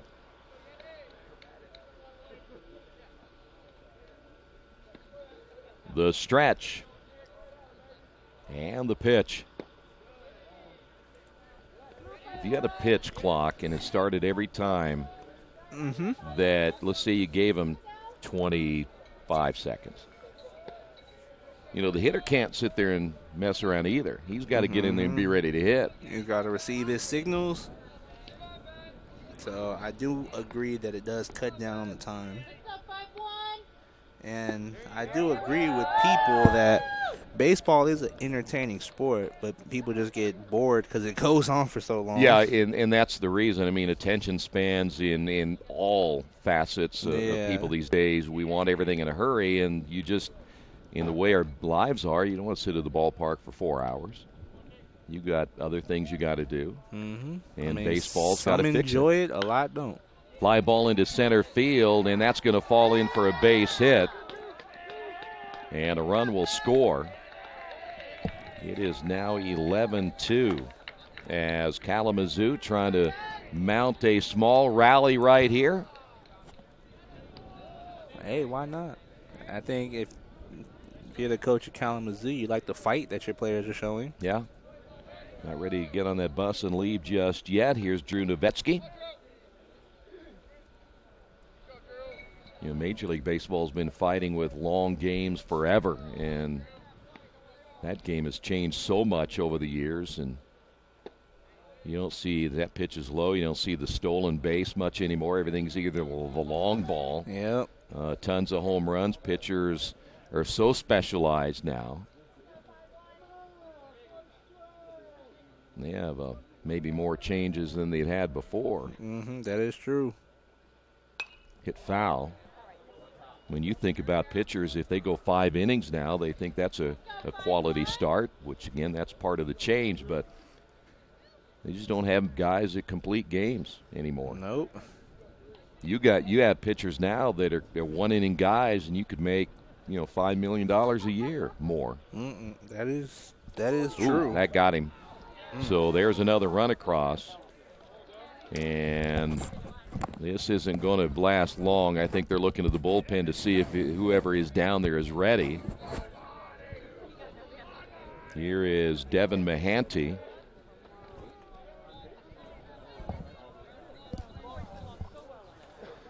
Well, the freshman getting baptized really quick here, and he may see his last opportunity if he didn't get it out right here. The pitch on the way, bouncing away from the catcher. That's a wild pitch. That'll score another run. And they have lost patience with Carrizales. And so a pitching change here in the top half of inning number 9. I had the wrong inning on there. Forgot to change it. We will come back and tell you about the new pitcher as the Quakers lead this one 11-4. Finding just the right used car can be a daunting task unless you shop at Tony's Car Sales in Richmond. Hi, this is Troy Naragowski. I can guarantee you one thing. Tony's professional staff will help you every step of the way without all that pressure of buying a new car. Hey, I bought my last 2 cars from Tony's, and it has been a great experience every time. Tony's has lots of one-owner cars, SUVs, and trucks ready for you today. Tony's Car Sales, 250 National Road West in Richmond. Earlham's about getting involved. We have more than 60 student clubs with new ones starting every year. A variety of sports, plays and concerts, parties, trips to nearby cities. Interesting people from all over the world. Earlham College, always engaged. All right, we are back to the bullpen again. Zach Brake out of Newark, Ohio, 6'4", 200. He is a redshirt sophomore. And for Kalamazoo, 3 runs in the inning. Somebody might have tuned in and I didn't change it to the 9th. They probably think, wow, you're still in the 8th inning.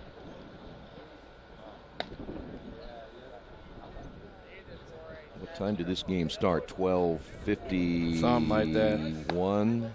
12:48, somewhere in that area. No, it was early. If we work our cards right, we could be here till 5. And I know that'd make you happy. Definitely. Just ecstatic. Matter of fact, I'd go down and personally shake Coach Sackle's hand just to You'd like to play another one, wouldn't you? Yes, I mean, of course. I knew you would. I ain't got nothing to do today. That's right. Here is, again, Devin Mahanty.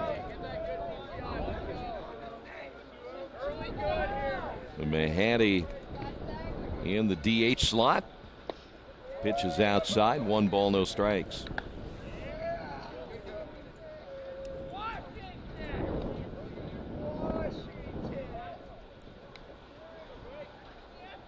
Hemorrhage now warming up in the bullpen. Yeah, they may use that right-hander out of Kokomo if they don't get something out here pretty quick. Just 1 away. And that pitch is in the dirt. 2-0. He has kind of a interesting delivery. Yeah, he does.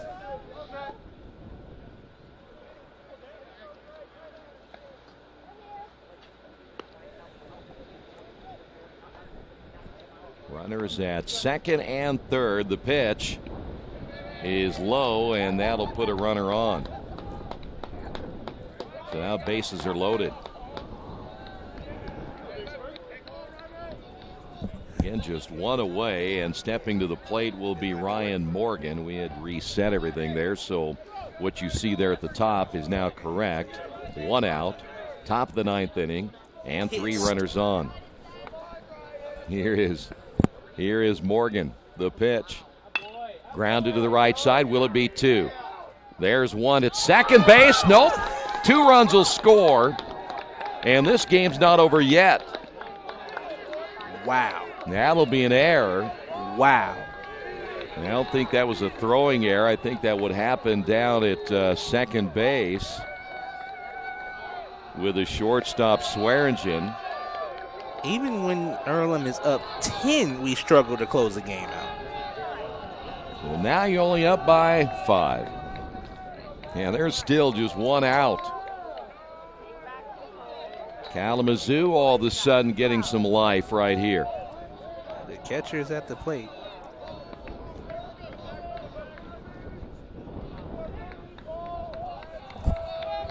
Pavlicek,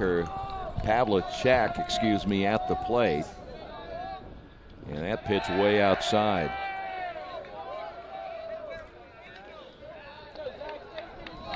They list him at 5'6". So that target gets a little bit smaller now with a 5'6" hitter at the plate.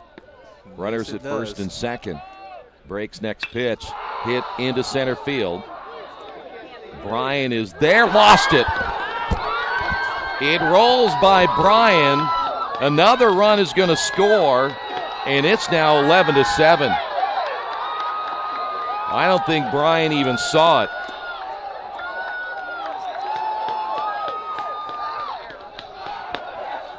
I think Kalamazoo's got their energy back. Wow. This thing is getting a little too interesting now. I mean, you know what turned into maybe a happy bus ride to Florida? It's going to be a silent one now. Oh, my goodness. And it isn't like basketball. You can bring your starters back in. Those guys are long gone. Yes. You got what you got now. And here is Dugan Fife. Oh, my goodness. Well, yeah, I'm playing the sun in a while. Alec out in center feels like I lost it. Here's the pitch in there for a strike. Well, think about it. The tying run is on deck. And they came into this inning down 10. Oh, yeah. That's hard to believe, huh? And what is that now, 3 errors for him? Yeah. Or is that last one count as an error? Well, that last one I think is going to be a base hit because I don't think he touched it. All right, stat books it counts as a base hit. Team-wise it counts as an error. Yeah, that should have been caught. But since he didn't touch it, the young man at second base, Baldwin, gets credit for the double. No balls and 2 strikes. Pitch is low. I mean, even when Earlham is up 10, they struggle to close out a game. Well, it is not going to leave a good taste in their mouth right at the moment. Oh, no. The 1-2 pitch. Swing and a miss. Got him to strike out. So now you have just one more to go. And that one's always the toughest. Toughest one. And one thing, like, it's not like the starters for Kalamazoo is making this run. It's guys who hardly play themselves. Yeah. Yeah, they've emptied their bench, too. Here is Brendan Goslin.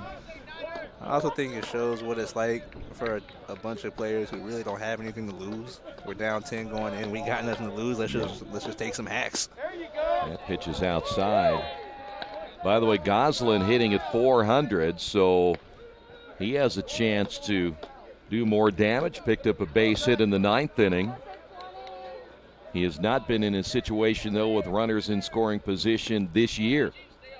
The 1-0 pitch, 2-0. You saw Goslin talk to the last hitter as he was coming up, and generally that's, hey, what does he have? What did you see? Mm-hmm. And Zach Brake is not an overpowering kind of guy, even at 6'4", 200. He is throwing mostly off speed and breaking pitches here. Well, I'll tell you what, he is, speaking of Zach Brake, he's lucky that they didn't call a balk on him right there because he didn't stop for a second. He had no hesitation. He quick pitched. And that would have brought in another run. That time he paused. Breaking ball low and outside, 3-1.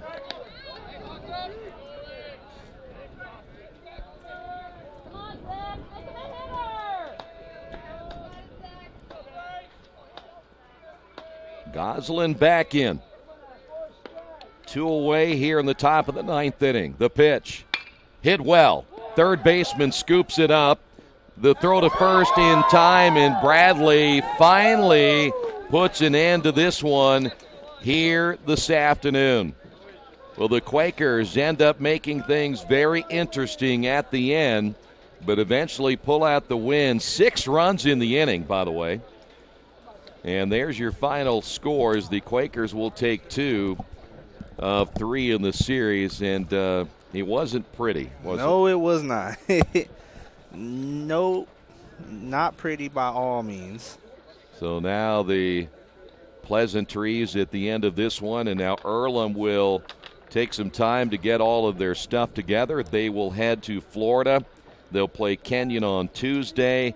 And, boy, they aren't going down there just to have a good time in the sun. They're going down there to work on their game, and they've got a lot of things to work on before they come back. Yes, they do. And closing a game out is the main thing we've seen from this series.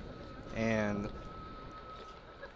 staying consistent. They got away from the baseball that they played the first 8 innings. And the 9th inning, it just completely became a new team. Well, they'll certainly have updates on Earlham's website, goearlham.com, while they're down in Florida. And again, they'll play Tuesday, Wednesday, Thursday, and Friday. We will not be back here for another 10 days when Olivet will be here for a 4 o'clock start time.